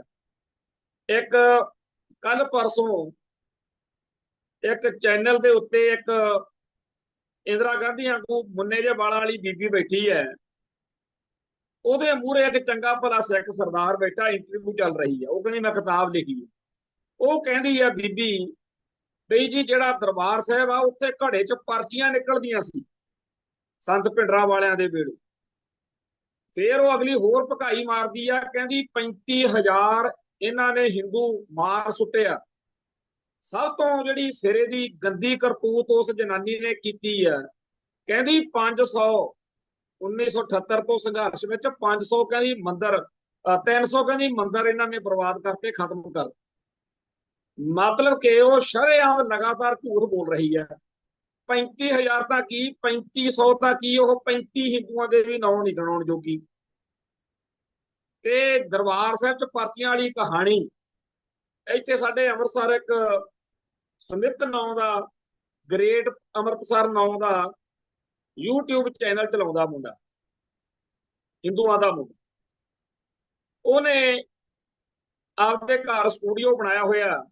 ਇੱਥੇ KPS ਗੱਲ ਵਾਲੇ ਮਸਲੇ 'ਚ ਕੋਈ ਇੰਟਰਵਿਊ ਕਰਨ ਆਇਆ ਮੁੰਡਾ, ਉਹ ਕਹਿਣ ਲੱਗਿਆ ਭਾਜੀ ਆਪਾਂ ਉਹਦੇ ਘਰ ਚੱਲਦੇ ਆਂ, ਉੱਥੇ ਸਟੂਡੀਓ ਬਣਿਆ ਹੋਇਆ। ਚਲੇ ਗਏ ਅਸੀਂ ਉੱਥੇ। ਜਦੋਂ ਉਹਦੇ ਘਰ ਮੈਂ ਦੇਖਿਆ ਹੈ ਤਾਂ ਉਹ ਸਮਿਤ ਹਿੰਦੂ ਮੁੰਡਾ, ਅੰਮ੍ਰਿਤਸਰ ਦਾ, ਬਚਪਨ ਤੋਂ ਦਰਬਾਰ ਸਾਹਿਬ ਜਾਂਦਾ, ਅੰਮ੍ਰਿਤਸਰ ਦੇ ਸਿੱਖਾਂ 'ਚ ਸਾਡੇ ਸਾਰੇ ਵਿਚਰਦਾ। ਉਹਨੇ ਸਿੱਖ ਸੰਘਰਸ਼ ਨਾਲ ਸੰਬੰਧਿਤ, ਸੰਤ ਭਿੰਡਰਾਂ ਵਾਲਿਆਂ ਨਾਲ ਸੰਬੰਧਿਤ ਸ਼ਹੀਦੀ ਡਾਇਰੈਕਟਰੀ, ਕਾਫੀ ਕਿਤਾਬਾਂ ਲਿਟਰੇਚਰ ਉਹਦੇ ਇਤਿਹਾਸ। ਸਾਡੀ ਇੰਟਰਵਿਊ ਮੁੱਕੀ, ਉਹ ਬਾਅਦ 'ਚ ਆ ਗਿਆ। ਉਹ ਬੜਾ ਖੁਸ਼ ਤੇ ਕਹਿਣ ਲੱਗਿਆ ਕਿ ਜੀ ਮੈਂ ਸ਼ਰਮਾ ਜੀ ਨੂੰ ਸੱਦਿਆ ਹੈ, ਦੀਪਕ ਸ਼ਰਮਾ ਨੂੰ, ਉਹਨਾਂ ਦੀ ਇੰਟਰਵਿਊ ਕਰਨੀ। ਉਹ ਪੂਰਾ ਖੁਸ਼। ਖੁਸ਼ ਕਿਹੜੀ ਗੱਲ ਤੋਂ ਕਿ ਮੈਂ ਦੀਪਕ ਸ਼ਰਮਾ ਉਹ ਪੱਤਰਕਾਰ ਆ ਜਿਹੜਾ ਉਦੋਂ ਸੰਤ ਭਿੰਡਰਾਂ ਵਾਲਿਆਂ ਵੇਲੇ ਪੂਰਾ ਜਵਾਨ ਹਿੰਦੂ ਮੁੰਡਾ ਸੀ, ਤੇ ਉਹਨੇ ਪੂਰੀ ਇੰਟਰਵਿਊ ਦੇ ਵਿੱਚ ਠੋਕ ਵਜਾ ਕੇ ਇਹ ਗੱਲ ਨੰਗੇ ਚੱਟੇ ਹੋ ਕੇ ਕਹੀ ਆ ਕਿ ਜਿੰਨੀ ਵੀ ਹਿੰਦੂਆਂ ਵੱਲੋਂ ਸੰਤ ਭਿੰਡਰਾਂ ਵਾਲਿਆਂ ਦੇ ਬਾਰੇ ਕੱਟੜਪੰਥੀਆਂ ਵੱਲੋਂ ਝੂਠ ਬੋਲਿਆ ਜਾਂਦਾ, ਉਹਨੇ ਕੱਲੇ ਕੱਲੇ ਨੁਕਤੇ ਦਾ ਜਲੂਸ ਕੱਢ ਕੇ ਧਰਤਾ ਦੀਪਕ ਸ਼ਰਮਾ। ਕੁਛ ਗੱਲਾਂ ਦੇ ਉੱਤੇ ਸਾਡੀ ਉਹਦੇ ਨਾਲ ਅਸਹਿਮਤੀ ਹੋ ਸਕਦੀ ਆ ਆਪਣੀ, ਪਰ ਉਹ ਕਹਿੰਦਾ ਕਿ ਸੰਤ ਭਿੰਡਰਾਂ ਵਾਲੇ ਨਾ ਤਾਂ ਹਿੰਦੂਆਂ ਦੇ ਦੁਸ਼ਮਣ ਸੀ, ਨਾ ਉਹ ਕੋਈ ਕਤਲੋਗਾਰਦ ਕਰਾਉਣ ਵਾਲੇ ਸੀ। ਉਹ ਸਿੱਖਾਂ ਦੇ ਜਾਇਜ਼ ਹੱਕਾਂ ਦੀ ਗੱਲ, ਜਿਹੜੇ ਹੱਕ ਪਹਿਲਾਂ ਵੀ ਪੰਜਾਬ ਦੇ ਲੋਕ ਜਾਂ ਖਾਸ ਤੌਰ ਦੇ ਉੱਤੇ ਅਕਾਲੀ ਦਲ ਜਿਨ੍ਹਾਂ ਦੀ ਲੜਾਈ ਲੜਦਾ ਸੀ, ਉਹ ਕਰਦੇ ਸੀ ਗੱਲ। ਪਰ ਜੇ ਕਹੀਏ ਵੀ ਉਹ ਇਸ ਤਰੀਕੇ ਦੇ ਜਿਹੇ ਜਿਹੇ ਹੁਣ ਤੁਹਾਨੂੰ ਦਰਸਾਏ ਜਾ ਰਹੇ ਨੇ, ਮੈਂ ਉਸ ਸੁਮਿਤ ਨਾਂ ਦੇ ਗ੍ਰੇਟ ਅੰਮ੍ਰਿਤਸਰ ਵਾਲੇ ਨਿਊਜ਼ ਚੈਨਲ ਦੀ ਤੇ ਦੀਪਕ ਸ਼ਰਮਾ ਦੀ ਜਿਹੜੀ ਉਹ ਇੰਟਰਵਿਊ ਆ, ਉਹ ਮੈਂ ਹਰੇਕ ਨੂੰ ਚਾਹੁੰਦਾ ਵੀ ਦੇਖੋ। ਆਪਾਂ ਕਾਹਦੇ ਲਈ? ਇਸ ਕਰਕੇ ਕਿ ਹੁਣ ਤਾਂ ਇਹਨਾਂ ਕੱਟੜਪੰਥੀਆਂ ਦੀ ਭਕਾਈ ਤੋਂ ਹਿੰਦੂਆਂ ਦੇ ਵੀ ਘਰਾਂ ਦੇ ਵਿੱਚ ਇਸ ਗੱਲ ਦੇ ਉੱਤੇ ਚਰਚਾ ਹੋਣ ਲੱਗ ਪਈ ਕਿ ਇਹ ਸਿੱਖਾਂ ਨੂੰ ਇੰਨਾ ਜਲੀਲ ਕਰਦੇ ਆ, ਸਿੱਖਾਂ ਦੇ ਉੱਤੇ ਇੰਨਾ ਝੂਠ ਬੋਲਦੇ ਆ। ਇਹ ਲੋਕ ਆਪਾਂ ਨੂੰ ਲੈ ਬੈਠਣਗੇ। ਹੁਣ ਆਪਣਾ ਫਰਜ਼ ਬਣਦਾ ਕਿ ਜੇ ਆਪਾਂ ਨੂੰ ਸੱਚ ਪਤਾ ਤਾਂ ਬੋਲੋ। ਉਸ ਸਮਿਤ ਨਾਂ ਦੇ ਮੁੰਡੇ ਦੀ ਕੋਈ ਮਜਬੂਰੀ ਥੋੜੀ ਆ ਕਿ ਉਹ ਸੰਤ ਭਿੰਡਰਾਂ ਵਾਲਿਆਂ ਦੇ ਖਿਲਾਫ ਚੱਲਦੇ ਨੈਰੇਟਿਵ ਨੂੰ ਭੰਨੇ, ਤੇ ਨਾ ਹੀ ਦੀਪਕ ਸ਼ਰਮਾ ਦਾ ਗੱਡਾ ਖੜਾ, ਪਰ ਉਹਦੀ ਆਤਮਾ ਨੇ ਉਹਨੂੰ ਬੋਝ ਜਿਹੜਾ ਆਤਮਾ ਤੇ ਪਿਆ ਹੋਇਆ ਉਹਨੇ ਉਹਨੂੰ ਟਿਕਣ ਨਹੀਂ ਦਿੱਤਾ। ਜਿਹਨੇ ਵੀ ਉਹ ਇੰਟਰਵਿਊ ਸੁਣੀ ਆ ਉਹਨੇ ਇਹੀ ਕਿਹਾ ਵੀ ਜੇਕਰ ਤੇਰੇ ਵਾਂਗੂ ਹੋਰ ਵੀ ਹਿੰਦੂ ਸੱਚ ਦਾ ਝੰਡਾ ਚੱਕ ਲੈਣ ਤਾਂ ਬਹੁਤ ਸਾਰੇ ਮਸਲੇ ਹੱਲ ਹੋ ਸਕਦੇ, ਪਰ ਹਿੰਦੂ ਭਾਈਚਾਰੇ ਦੇ ਅੰਦਰ ਬਹੁਤ ਸਾਰੇ ਬੰਦੇ ਲਾਂਬੂ ਲਾਉਣ ਵਾਲੇ ਨੇ। ਪਰ ਇੱਥੇ ਇੱਕ ਗੱਲ ਅਸੀਂ ਜਾਣਦੇ ਹਾਂ, ਮੈਂ ਇੱਥੇ ਅੰਮ੍ਰਿਤਸਰ ਰਹਿੰਦਾ, ਹਰ ਵਾਰੀ ਜਿਹੜੇ ਕੁਝ ਕੱਟੜਪੰਥੀ ਲੋਕ ਨੇ ਅੰਮ੍ਰਿਤਸਰ ਦੇ ਵਿੱਚ ਵੀ ਨੇ ਤੇ ਬਾਹਰੋਂ, ਉਹਨਾਂ ਨੇ ਪੂਰੀ ਉਹਨਾਂ ਦਾ ਹੁੰਦਾ ਵੀ 6 ਜੂਨ ਨੂੰ ਜਾਂ ਬੰਦ ਨਾ ਹੋਵੇ ਜਾਂ ਇੱਥੇ ਕੋਈ ਗੜਬੜ ਹੋਵੇ, ਪਰ ਹਰ ਸਾਲ ਅੰਮ੍ਰਿਤਸਰ ਦਾ ਹਿੰਦੂ ਠੋਕ ਵਜਾ ਕੇ ਬਾਜ਼ਾਰ ਬੰਦ ਕਰਦਾ ਤੇ ਸਾਰੇ ਜਾਣੇ ਇਸ ਗੱਲ ਨੂੰ ਮੰਨਦੇ ਆ ਕਿ ਉਸ ਮੌਕੇ ਕਾਂਗਰਸ ਨੇ ਜਾਂ ਉਸ ਮੌਕੇ ਸਟੇਟ ਨੇ ਬਹੁਤ ਜ਼ੁਲਮ ਕੀਤਾ। ਤੇ ਨਾਲ ਦੀ ਨਾਲ ਗੱਲ ਇਹ ਵੀ ਲక్ష్ਮੀ ਕਾਂਤਾ ਚਾਵਲਾ ਤੇ ਹੋਰ ਉਹ ਜਿਹੇ ਚਵਲ ਆ ਜਿਹੜਾ ਸੂਰੀ ਪਿੱਛੇ ਜੇ ਠੋਕਿਆ, ਇਹੋ ਜਿਹੇ ਜਿਹੜੇ ਹੈਗੇ ਆ, ਉਹਨਾਂ ਦੇ ਮਗਰ ਪੰਜਾਬ ਦਾ ਜਾਂ ਅੰਮ੍ਰਿਤਸਰ ਦਾ ਹਿੰਦੂ ਨਹੀਂ ਖੜਾ। ਹੁਣ ਇਹਦਾ ਕਾਰਨ ਕੀ ਨੇ, ਹਰੇਕ ਆਪੋ ਆਪਣੇ ਹਿਸਾਬ ਨਾਲ ਵਿਆਖਿਆ ਕਰ ਸਕਦਾ, ਪਰ ਮੈਂ ਇਹ ਸਮਝਦਾ ਕਿ ਗੁਰੂ ਸਾਹਿਬਾਨ ਨੇ ਜਿੱਥੇ ਸਿੱਖ ਫਲਸਫੇ ਦਾ ਝੰਡਾ ਗੱਡਿਆ, ਉੱਥੇ ਲੋਕਾਂ ਨੂੰ ਇਸ ਗੱਲ ਦੀ ਸਮਝ ਹੈ ਕਿ ਹਿੰਦੂ ਮਤ ਜਿਹੜਾ ਕਰਮਕਾਂਡੀ ਤੇ ਬ੍ਰਾਹਮਣਵਾਦੀ ਛੂਤ-ਛਾਤ ਜਾਤ ਪਾਤ ਤੇ ਹੋਰ ਜਿਹੜੀਆਂ ਬੁਰਾਈਆਂ ਨਾਲ ਲੈਸ ਆ, ਉਹਦੇ ਮੁਕਾਬਲੇ ਸਿੱਖ ਫਲਸਫਾ ਮਹਾਨ। ਉਹ ਜਿਹਨੂੰ ਇਸ ਗੱਲ ਦੀ ਸਮਝ ਆ ਉਹ ਹਿੰਦੂ ਲਾਜ਼ਮੀ ਗੁਰੂ ਘਰ ਦਾ, ਲਾਜ਼ਮੀ ਸਿੱਖੀ ਅਤੇ ਸਿੱਖਾਂ ਦਾ ਪੱਖ ਪੂਰੇਗਾ। ਸੋ ਜਿਹੜੇ ਇੱਕ ਪਾਸੇ ਸਿੱਖਾਂ ਦੇ ਘਰੇ ਜੰਮ ਕੇ ਉਹ ਭੋਨੀ ਜੀ ਬਿਠਾ ਕੇ ਸਿੱਖਾਂ ਨੂੰ ਜਲੀਲ ਕਰਨ ਵਾਲੀਆਂ ਗੱਲਾਂ ਕਰਨ ਵਾਲੀ ਇੰਟਰਵਿਊ ਕਰਦਾ, ਉਹ ਵੀ ਸਿੱਖ ਵਾ। ਦੂਜੇ ਪਾਸੇ ਆ ਸੁਮਿਤ ਨਾਂ ਦਾ ਮੁੰਡਾ ਜਿਹੜਾ ਹਿੰਦੂਆਂ ਦੇ ਘਰੇ ਜੰਮ ਕੇ ਸੰਤ ਭਿੰਡਰਾਂ ਵਾਲਿਆਂ ਦੇ ਉੱਤੇ ਜਿੰਨੇ ਦੋਸ਼ ਲੱਗੇ ਆ ਉਹਨਾਂ ਦਾ ਕੱਲੇ ਕੱਲੇ ਦਾ ਜਵਾਬ ਦਿੱਤਾ ਉਹਨੇ ਠੋਕ ਵਜਾ। ਬਹੁਤ ਚੰਗਾ ਲੱਗਿਆ। ਔਰ ਇਹੋ ਜਿਹੇ ਜਿਹੜੇ ਹੋਰ ਨੇ, ਮੈਂ ਅੱਗੇ ਵੀ ਕਈ ਵਾਰੀ ਕਹਿਣਾ ਹੁੰਦਾ ਵੀ ਸਾਨੂੰ ਉਹਨਾਂ ਸਾਰਿਆਂ ਦੀ ਕਦਰ ਕਰਨੀ ਚਾਹੀਦੀ ਆ ਜਿਹੜੇ ਜ਼ੁਲਮ ਦੇ ਖਿਲਾਫ ਖੜੇ, ਭਾਵੇਂ ਉਹਨਾਂ ਦੇ ਵਿੱਚ ਕਈ ਹੋਰ ਕਾਰਨਾਂ ਕਰਕੇ ਸਾਡੇ ਨਾਲ ਅਸਹਿਮਤੀ ਹੈ। ਅੱਜ ਬੀਬੀ ਰੂਪਨ ਦਿਓਲ ਬਜਾਜ ਨਾਲ ਮੇਰੀ ਲੰਮੀ ਚੌੜੀ ਫੋਨ ਤੇ ਗੱਲਬਾਤ ਹੋਈ। ਬੀਬੀ ਰੂਪਨ ਦਿਓਲ ਬਜਾਜ IAS ਅਫਸਰ ਆ, ਰਿਟਾਇਰ ਆ, ਤੇ ਭਾਵੇਂ ਉਹਨੇ ਆਪਦੇ ਲਾਈਫ ਦੇ ਵਿੱਚ ਕੀ ਉਹਨੇ ਰੱਖਿਆ ਹੋਇਆ ਹਿਸਾਬ ਕਿਤਾਬ ਉਹਦਾ ਆਪਣਾ ਹੋ, ਪਰ KPS ਗਿੱਲ ਦੇ ਖਿਲਾਫ ਪੈਰ ਗੱਡ ਕੇ ਜਿਵੇਂ ਉਹਨੇ ਲੜਾਈ ਲੜੀ, ਗੱਲਾਂ ਚੱਲਦੀਆਂ ਰਹੀਆਂ। ਮੈਨੂੰ ਉਹਨੇ ਦੱਸਿਆ ਕਿ ਜਿੱਦਣ ਮੇਰਾ ਆਪਣਾ ਕੇਸ ਦਾ ਫੈਸਲਾ ਹੋਇਆ, ਪਹਿਲਾਂ ਬੇਅੰਤ ਸਿੰਘ ਮਰ ਗਿਆ, ਉਸ ਤੋਂ ਬਾਅਦ ਚੱਕ ਕੇ ਇਹਨਾਂ ਨੇ ਖਾਲੜਾ ਗਾਇਬ ਕੀਤਾ। ਉਦੋਂ ਪੂਰਾ ਸਿਖਰ ਤੇ ਸੀ ਉਹਦਾ ਜ਼ੁਲਮ ਗਿੱਲ ਦਾ, ਪਰ ਮੈਂ ਗੁਰੂ ਸਾਹਿਬ ਦੇ ਆਸਰੇ ਡਟੀ ਰਹੀ। ਤੇ ਜਦੋਂ ਖਾਲੜੇ ਵਾਲੇ ਕਾਂਡ ਤੋਂ ਥੋੜੇ ਦਿਨ ਬਾਅਦ ਇਸ ਕੇਸ ਦਾ ਫੈਸਲਾ ਹੋਇਆ, ਗਿੱਲ ਨੂੰ ਅਦਾਲਤ ਨੇ ਦੋਸ਼ੀ ਮੰਨਿਆ, ਸਜ਼ਾ ਸੁਣਾਈ, ਉਸੇ ਸ਼ਾਮ ਨੂੰ ਮੇਰੇ ਉੱਤੇ ਮੁਕੱਦਮਾ ਦਰਜ ਕਰਤਾ ਸੀ ਬੜੀਆਂ ਖਤਰਨਾਕ ਧਾਰਾਵਾਂ ਲਾ ਕੇ। ਬੀਬੀ ਰੂਪਨ ਦਿਓਲ ਬਜਾਜ ਦੱਸ ਰਹੀ ਸੀ। ਤੇ ਜਦੋਂ ਉਹਦੀ ਸਾਰੀ ਦਾਸਤਾਨ ਮੈਂ ਸੁਣ ਰਿਹਾ ਸੀ, ਮੈਂ ਉਦੋਂ ਸੋਚ ਰਿਹਾ ਸੀ ਕਿ ਸਾਡੀ ਕੌਮ ਦੇ ਵਿੱਚ ਕਿੰਨੇ ਕੁ ਬੰਦੇ ਆ ਇਸ ਬੀਬੀ ਨੂੰ ਜਿਹਨੇ ਆਨਰ ਕਰਨ ਦਾ ਸੋਚਿਆ ਹੋਵੇ ਕਿ ਤੂੰ ਗਿੱਲ ਵਰਗੇ ਬੁੱਚੜ ਦੇ ਸਾਹਮਣੇ ਡਟੀ ਰਹੀ। ਇਹ ਬੀਬੀ ਨੇ ਬਹੁਤ ਸਿਰੇ ਦੀ ਲੜਾਈ ਲੜੀ। ਕੁਝ ਹੋਰ ਬੀਬੀਆਂ ਨੇ ਜਿਨ੍ਹਾਂ ਦਾ ਸਾਨੂੰ ਸਤਿਕਾਰ ਕਰਨਾ ਚਾਹੀਦਾ, ਜਿਵੇਂ ਬੀਬੀ ਪਰਮਜੀਤ ਕੌਰ ਖਾਲੜਾ, ਬੀਬੀ ਸੰਦੀਪ ਕੌਰ ਆ ਜਿਹੜੇ ਸ਼ਹੀਦ ਪਰਿਵਾਰਾਂ ਦੇ ਬੱਚੇ ਪਾਲ ਰਹੀ ਹੈ, ਹੋਰ ਬੜੀਆਂ ਬੀਬੀਆਂ, ਬੀਬੀ ਆਪਣੇ ਨਰਲੇਪ ਕੌਰ। ਸੋ ਇਸੇ ਤਰੀਕੇ ਨਾਲ ਫੌਜ ਵਿੱਚ, ਪੁਲਿਸ ਚ, ਪੱਤਰਕਾਰਾਂ ਚ ਬਲਜੀਤ ਬੱਲੀ ਹੈ, ਪੰਡਤਾਂ ਦਾ ਹਿੰਦੂਆਂ ਦਾ ਮੁੰਡਾ, ਪਰ ਜਿਸ ਤਰੀਕੇ ਨਾਲ ਉਹਨੇ ਬੇਬਾਕ ਹੋ ਕੇ ਸਿੱਖਾਂ ਦੇ ਉਸ ਦੌਰ ਵਿੱਚ ਪੱਤਰਕਾਰੀ ਕੀਤੀ। ਰੰਜਨ ਲੱਖਰਪਾਲ ਵਕੀਲ ਆ, ਉਹਦਾ ਬੱਚਾ ਚੱਕ ਕੇ ਬੱਚਾ ਇਹਨਾਂ ਨੇ ਮਾਰਤਾ ਸੀ ਜਦੋਂ ਸਿੱਖਾਂ ਦੇ ਉੱਤੇ ਜ਼ੁਲਮ ਦੇ ਖਿਲਾਫ ਕੇਸ ਲੜਦਾ ਸੀ। ਸਾਨੂੰ ਇੱਕ ਲਿਸਟ ਬਣਾਉਣੀ ਚਾਹੀਦੀ ਆ ਉਹਨਾਂ ਸਾਰੇ ਗੈਰ ਸਿੱਖਾਂ ਦੀ ਜਿਨ੍ਹਾਂ ਨੇ ਸਿੱਖ ਧਰਮ ਲਈ, ਸਿੱਖੀ ਲਈ ਕੁਛ ਕੀਤਾ, ਹਿੰਦੂਆਂ ਦੇ ਮੁਸਲਮਾਨਾਂ ਦੇ। ਉਹ ਪਰਿਵਾਰ, ਉਹਨਾਂ ਨੂੰ ਕਦੇ ਸਨਮਾਨਿਤ ਹੀ ਕਰ ਦਈਏ, ਕਦੇ ਅਕਾਲ ਤਖਤ ਸਾਹਿਬ ਦੇ ਉੱਤੇ ਸੱਦ ਕੇ, ਕਦੇ ਕਿਸੇ ਹੋਰ ਗੱਲ 'ਚ। ਪਰ ਇਸ ਪਾਸੇ ਨੂੰ ਗੱਲ ਜਾ ਨਹੀਂ ਰਹੀ, ਜਾਣੀ ਚਾਹੀਦੀ ਹੈ, ਕਿਉਂਕਿ ਸਮਾਂ ਦਿਨੋਂ ਦਿਨ ਸਾਡੇ ਉਲਟ, ਸਾਡੇ ਖਿਲਾਫ ਮਜ਼ਬੂਤ ਹੋ ਰਿਹਾ। ਪਰ ਸਾਡਾ ਵੀ ਇੱਕ ਫਰਜ਼ ਬਣਦਾ, ਡਿਊਟੀ ਬਣਦੀ ਆ ਕਿ ਅਸੀਂ ਵੀ ਉਹਨਾਂ ਸਾਰਿਆਂ ਨੂੰ ਨੇੜੇ ਲਿਆਈਏ ਜਿਹੜੇ ਜ਼ੁਲਮ ਦੇ ਖਿਲਾਫ ਲੜਨਾ ਜਾਣਦੇ ਆ, ਜਿਹੜੇ ਜ਼ੁਲਮ ਦੇ ਖਿਲਾਫ ਡਟਣਾ ਜਾਣਦੇ ਆ। ਸੋ ਅੱਜ ਦੇ ਹਿਸਾਬ ਕਿਤਾਬ ਦੇ ਵਿੱਚ ਜਦੋਂ ਲੋਕ ਬੇਬਾਕੀ ਨਾਲ ਬੋਲਣ ਲੱਗੇ ਆ, ਕਦੇ ਉਸ ਬੀਬੀ ਦੀ ਇੰਟਰਵਿਊ ਸੁਣੋ ਜਿਹੜੀ ਏਮਜ਼ ਦੇ ਵਿੱਚ ਡਾਕਟਰ ਸੀਗੀ, ਜਿਨੇ ਉਹ ਸਾਰਾ ਦੱਸਿਆ ਕਿ ਜਦੋਂ ਇੰਦਰਾ ਗਾਂਧੀ ਨੂੰ ਨੱਥ ਖੂਨ ਨਾਲ ਨੱਥ-ਪੱਤ ਨੂੰ ਏਮਜ਼ ਵਿੱਚ ਉੱਥੇ ਲੈ ਕੇ ਆਏ ਨੇ, ਤੇ ਮੈਂ ਉਦੋਂ ਕੀ ਕੁਝ ਮਹਿਸੂਸ ਕੀਤਾ। ਉਹਦੀ ਇੰਟਰਵਿਊ ਆਈ ਹੈ, ਉਹਦੀ ਗੱਲ ਸੁਣਨ ਦੀ ਲੋੜ ਹੈ। ਸਾਡੇ ਕੌਮ ਦੇ ਵਿੱਚ ਬੇਅੰਤ ਇਹੋ ਜਿਹੇ ਬਜ਼ੁਰਗ ਨੇ ਜਿਨ੍ਹਾਂ ਦੀ ਉਮਰ ਹੁਣ ਵਡੇਰੀ ਹੋ ਗਈ ਆ, ਉਹਨਾਂ ਕੋਲੇ ਜਾ ਕੇ ਰਿਕਾਰਡ ਇਕੱਠਾ ਕਰਨ ਦੀ ਲੋੜ ਹੈ, ਉਹਨਾਂ ਦੇ ਘਰਾਂ 'ਚ ਜਾਣ ਦੀ ਲੋੜ ਹੈ, ਉਹਨਾਂ ਤੋਂ ਸਾਰਾ ਉਸ ਦੌਰ ਦਾ ਹਾਲ ਚਾਲ ਜਿਹੜਾ ਹੈਗਾ ਉਹ ਜਾਣਨ ਦੀ ਲੋੜ ਆ। ਪਰ ਸਾਡਾ ਕੀ ਆ ਮੁੰਡਾ ਹੁਣ ਚੰਗਾ ਭਲਾ ਪੱਤਰਕਾਰ ਆ, ਪੰਜਾਬ ਲਿੰਕ ਅਖੇ ਜੀ ਦਾ ਪੰਜਾਬ ਲਿੰਕ, ਬੀਬੀ ਲੱਭੀ ਆ ਰੰਜੂ ਐਰੀ ਡਡਵਾਲ, ਹਿਮਾਚਲ ਦੀ ਲੱਗਦੀ ਹੈ, ਕਹਿੰਦੀ ਜੀ 300 ਮੰਦਰ ਢੇਰ ਢੇਰੀ ਕਰਤਾ। ਪੰਜਾਬ ਦੇ ਵਿੱਚ ਇਹ ਗੱਲ ਹੋ ਸਕਦੀ ਹੈ? ਅਸਲ ਵਿੱਚ ਕੀ ਆ ਗੱਲ, ਸਾਡੇ ਬੰਦਿਆਂ ਨੇ ਤਾਂ ਇਹ ਗੱਲ ਚੱਕੀ ਨਹੀਂ। ਅਸੀਂ ਮਸਾਂ 20-50 ਇਹੋ ਜਿਹੇ ਬੰਦੇ ਆ ਜਿਨ੍ਹਾਂ ਨੇ ਇਹ ਰੌਲਾ ਪਾਇਆ ਹੋਇਆ ਕਿ 500 ਦੇ ਕਰੀਬ ਸਾਡੇ ਗੁਰਦੁਆਰੇ ਬਾਹਮਣਾਂ ਨੇ ਦੱਬ ਲਏ ਆ। ਮਟਨ ਦੇ ਵਿੱਚ, ਕਸ਼ਮੀਰ ਦੇ ਵਿੱਚ ਪਹਿਲੀ ਪਾਤਸ਼ਾਹੀ ਨਾਲ ਸੰਬੰਧਿਤ ਮੈਂ ਉੱਥੇ ਖੁਦ ਜਾ ਕੇ ਦੇਖਿਆ, ਸਾਡਾ ਗੁਰਦੁਆਰਾ ਸਾਹਿਬ ਜਿਹੜਾ ਹੈਗਾ ਸਾਰਾ ਦੱਬੀ ਫਿਰਦੇ ਆ ਬਾਹਮਣ। ਕਸ਼ਮੀਰ ਦੇ ਵਿੱਚ ਇੱਕ ਸਰਬਜੀਤ ਕੌਰ ਨਾਂ ਦੀ ਕੁੜੀ ਨੇ, ਹਾਲਾਂਕਿ ਉਹ ਸ਼ਾਇਦ ਹਿੰਦੂ ਬੈਕਗਰਾਉਂਡ ਤੋਂ ਆ, ਹੁਣ ਉਹ ਸਿੱਖ ਸੱਜ ਗਈ ਹੈ ਬੱਚੀ, ਜਰਨਲਿਸਟ ਹੈ, ਪੱਤਰਕਾਰ। ਉਹਨੇ ਗਰਾਊਂਡ ਤੇ ਜਾ ਕੇ 300 ਦੇ ਕਰੀਬ ਉਹਨਾਂ ਮੰਦਰਾਂ ਦਾ, ਗੁਰਦੁਆਰਿਆਂ ਦਾ ਹਾਲ ਲਿਖਿਆ ਜਿਨ੍ਹਾਂ ਦਾ ਮੰਦਰੀਕਰਨ ਹੋ ਗਿਆ। ਸਿੱਕਮ ਦੇ ਵਿੱਚ ਗੁਰਦੁਆਰਾ ਡਾਂਗਮਾਰ ਸਾਹਿਬ, ਜਗਨਨਾਥਪੁਰੀ, ਗਵਾਲੀਅਰ ਦੇ ਕਿਲੇ ਵਾਲਾ ਗੁਰਦੁਆਰਾ, ਹਰ ਕੀ ਪੌੜੀ ਵਾਲਾ ਗੁਰਦੁਆਰਾ, ਇਹ ਤੇ ਇਤਿਹਾਸਕ ਨੇ ਨਾ। ਹੋਰ ਬੜੇ ਗੁਰਦੁਆਰੇ ਆ। ਅਸੀਂ ਤਾਂ, ਸਾਡੀ ਕੌਮ ਤਾਂ ਉਹਨਾਂ 500 ਗੁਰਦੁਆਰਿਆਂ ਦਾ ਰੌਲਾ ਨਹੀਂ ਪਾ ਰਹੀ ਜਿਹੜੇ ਬਾਹਮਣਾਂ ਨੇ ਦੱਬੇ ਹੋਏ ਨੇ। ਤੇ ਆਹ ਉੱਠੀ ਆ ਇੱਕ ਸਿਰ ਮੁੰਨਿਆ ਹੋਇਆ ਰੰਜੂ ਐਰੀ ਢਡਵਾਲ, ਇਹ ਕਹਿੰਦੀ ਹੈ ਜੀ 300 ਮੰਦਰ ਪੰਜਾਬ ਦੇ ਵਿੱਚ ਖਤਮ ਕਰਤਾ ਸਿੱਖਾਂ ਨੇ। ਦੱਸੋ ਕੀਤਾ?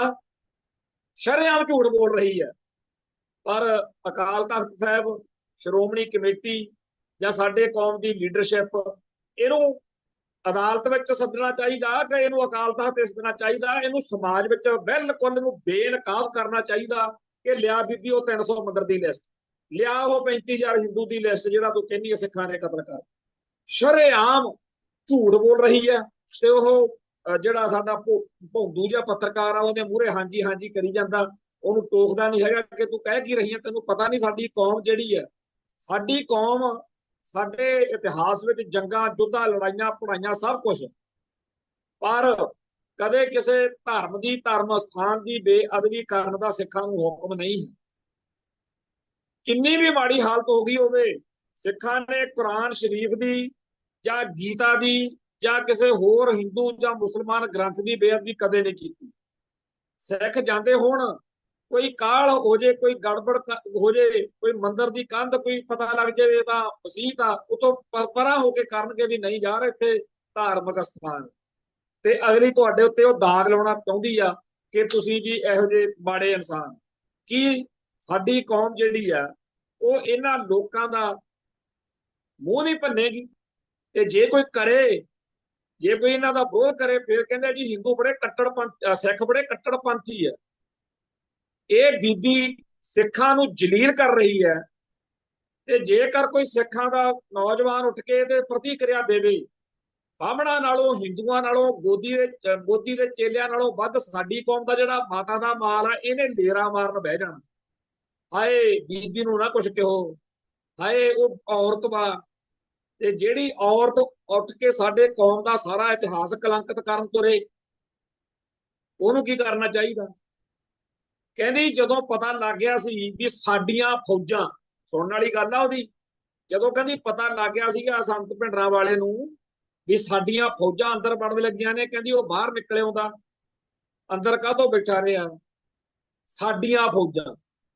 ਪੂਰੀ ਫਿਰਕੂ ਤੇ ਨੀਚ ਬਿਰਤੀ ਵਾਲੀ ਇਸ ਬੀਬੀ ਨੇ ਪੂਰੀ ਇੰਟਰਵਿਊ ਦੇ ਵਿੱਚ ਪੂਰੀ ਕੌਮ ਨੂੰ ਜਿਵੇਂ ਜਲੀਲ ਕੀਤਾ, ਇਹਦਾ ਜਵਾਬ ਦੇਣਾ ਬਣਦਾ ਸੀ, ਪਰ ਨਹੀਂ।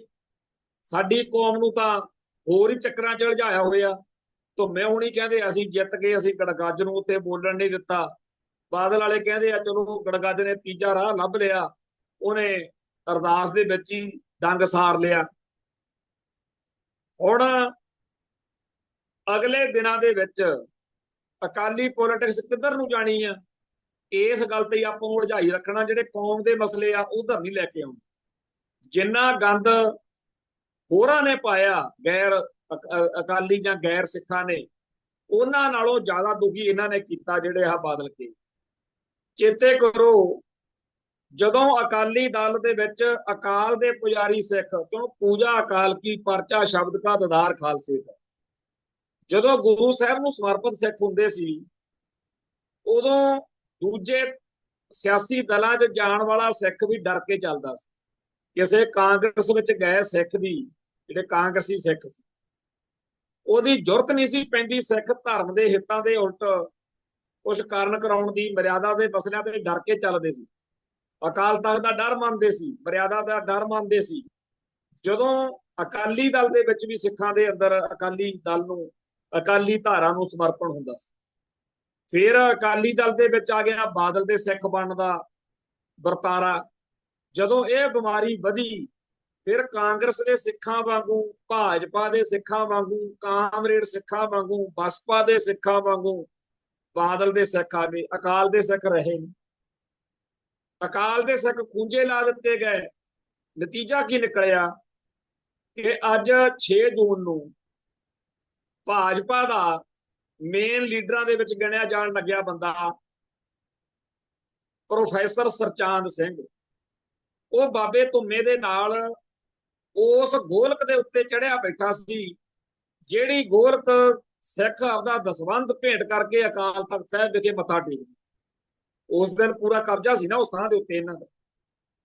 ਪ੍ਰੋਫੈਸਰ ਸਰਚਾਂਦ ਸਿੰਘ ਨੇ ਅੱਜ ਪ੍ਰੈਸ ਨੋਟ ਉਹਦਾ ਛਪਿਆ ਅਖਬਾਰਾਂ 'ਚ ਕੱਲ, ਉੱਥੇ ਆਪ ਠੋਕ ਵਜਾ ਕੇ ਲਿਖਿਆ ਤੇ ਸਿੱਖ ਧਰਮ ਦੇ ਮਸਲਿਆਂ ਦੇ ਉੱਤੇ ਇਹ ਮੈਨੂੰ ਲੱਗਦਾ ਪਹਿਲਾ ਇਹੋ ਜਿਹਾ, ਕਾਂਗਰਸ ਵਿੱਚ ਵੀ ਬਥੇਰੇ ਗਏ ਨੇ, ਅਕਾਲੀ ਦਲ ਤੋਂ ਵੀ ਗਏ ਨੇ, ਪਰ ਬੀਜੇਪੀ 'ਚ ਜਾਣ ਵਾਲਾ ਪਹਿਲਾ ਇਹੋ ਜਿਹਾ ਟਕਸਾਲੀ ਜਾਂ ਫੈਡਰੇਸ਼ਨੀਆ ਜਾਂ ਅਕਾਲੀਆਂ 'ਚੋਂ ਬੰਦਾ, ਕਿਉਂਕਿ ਇਹ ਵਿਕਰਮਜੀਤ ਮਜੀਠੀਏ ਦੇ ਵੀ ਨੇੜੇ ਰਿਹਾ, ਇਹ ਟਕਸਾਲ ਦਾ ਵੀ ਹੈ, ਇਹ ਫੈਡਰੇਸ਼ਨਿਸਟ ਵੀ ਹੈ। ਇਹ ਭਾਜਪਾ 'ਚ ਜਾਣ ਤੋਂ ਬਾਅਦ, ਕਿਉਂਕਿ ਜੇ ਤਾਂ ਟਕਸਾਲ ਰੋਕੇ ਟੋਕੇ ਕਿ ਤੂੰ ਭਾਈ ਹੁਣ ਬੀਜੇਪੀ 'ਚ ਚਲੇ ਗਿਆ, ਹੁਣ ਤੇਰਾ ਸਾਡੇ ਨਾਲ ਕੋਈ ਲਿੰਕ ਨਹੀਂ। ਪਹਿਲਾਂ ਇਹੀ ਹੁੰਦਾ ਸੀ, ਜਿਹੜਾ ਕੋਈ ਕਾਂਗਰਸ ਵਿੱਚ ਚਲੇ ਜਾਂਦਾ ਸੀ ਉਹਨੂੰ ਫਿਰ ਇਹੀ ਕਿਹਾ ਜਾਂਦਾ ਸੀ ਅਕਾਲੀਆਂ ਵੱਲੋਂ ਵੀ ਹੁਣ ਤੇਰਾ ਸਾਡੇ ਨਾਲ ਕੋਈ ਲਿੰਕ।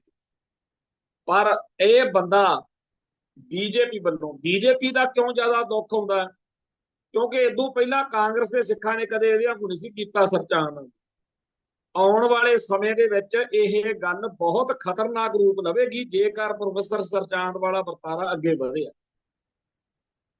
ਬੀਜੇਪੀ ਨੇ, ਜਿਹੜੀ ਬੀਜੇਪੀ ਨੂੰ ਪੰਜਾਬ ਦੇ ਵਿੱਚ ਬਾਦਲ ਕਿਆਂ ਨੇ ਪੈਰ ਲਵਾਇਆ ਸਿੱਖਾਂ, ਉਹਨੇ ਬਾਬੇ ਧੁੰਮੇ ਰਾਹੀਂ, ਟਕਸਾਲ ਰਾਹੀਂ, ਪੰਥਕ ਮਸਲਿਆਂ ਵਿੱਚ, ਨਾਨਕਸ਼ਾਹੀ ਕੈਲੰਡਰ ਮੌਕੇ, ਹੋਰ ਬਹੁਤ ਸਾਰੇ ਮਸਲਿਆਂ ਮੌਕੇ ਦਖਲਅੰਦਾਜ਼ੀ ਸੰਤ ਸਮਾਜ ਰਾਹੀਂ ਕਰਦੇ ਕਰਾਉਂਦਿਆਂ ਨੇ ਗੱਲ ਇੱਥੇ ਲੈ ਆਂਦੀ ਆ ਕਿ ਹੁਣ ਬੀਜੇਪੀ ਦੇ ਲੀਡਰ ਟਕਸਾਲ ਵਾਲਿਆਂ ਦੇ ਨਾਲ 6 ਜੂਨ ਨੂੰ ਆ ਕੇ ਬੈਠਣ ਲੱਗ ਗਏ।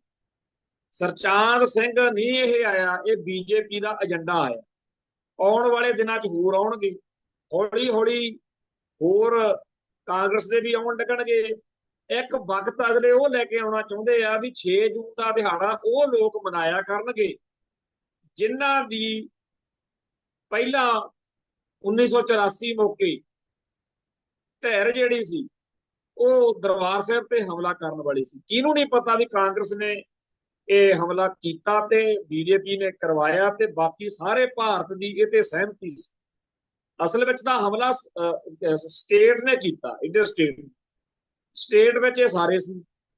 ਹੁਣ ਆਉਣ ਵਾਲੇ ਸਮੇਂ 'ਚ ਇੱਕ ਤਰੀਕੇ ਨਾਲ ਇੰਡੀਅਨ ਸਟੇਟ ਸੰਗਤਾਂ ਦਾ ਦਿਨ ਮਨਾਇਆ ਕਰੂ, ਤੇ ਜਦੋਂ ਉਹਨਾਂ ਦੇ ਹੱਥ 'ਚ ਗੱਲ ਚਲੀ ਜਾਏਗੀ, ਉਸ ਮੌਕੇ ਜਿਹੜੀ ਅਸਲੀ ਗੱਲ ਆ, ਜਿਹੜੀ ਖਾਲਿਸਤਾਨ ਦੀ ਗੱਲ ਆ, ਕੌਮ ਦੀ ਚੜ੍ਹਦੀ ਕਲਾ ਦੀ ਗੱਲ ਆ, ਉਹ ਕਿਹੜੇ ਖੂਹ 'ਚ ਡਿੱਗੂ ਜੀ ਜਾ ਕੇ।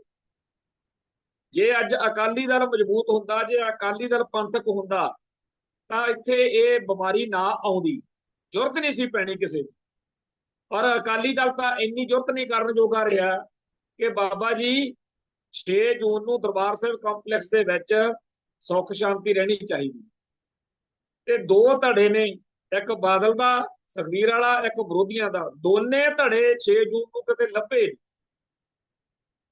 ਇਸ ਮੌਕੇ ਜਿਹੜੀਆਂ ਸਿੱਖ ਸੰਗਤਾਂ ਅਰਦਾਸਾਂ ਕਰਦੀਆਂ ਰਹੀਆਂ, ਜਿਨ੍ਹਾਂ ਨੂੰ ਤਸੱਲੀ ਹੋਈ ਕਿ 6 ਜੂਨ ਦਾ ਦਿਹਾੜਾ ਸੌਖਾ ਲੰਘ ਗਿਆ, ਉਹਨਾਂ ਨੇ ਦੇਖਿਆ ਕਿ ਜਿਹੜੇ ਸਿੱਖ ਸੰਘਰਸ਼ ਨਾਲ ਸੰਬੰਧਿਤ, ਹਾੜਕੂ ਸੰਘਰਸ਼ ਨਾਲ ਸੰਬੰਧਿਤ ਰਹੇ, ਖਾਲਿਸਤਾਨੀ ਸੰਘਰਸ਼ ਨਾਲ ਸੰਬੰਧਿਤ ਰਹੇ ਸਿੰਘ ਨੇ, ਉਹ ਖਾਮੋਸ਼ੀ ਦੇ ਨਾਲ ਆਪਣੇ ਸ਼ਰਧਾ ਤੇ ਸਤਿਕਾਰ ਭੇਟ ਕਰਕੇ ਹੋ ਗਏ।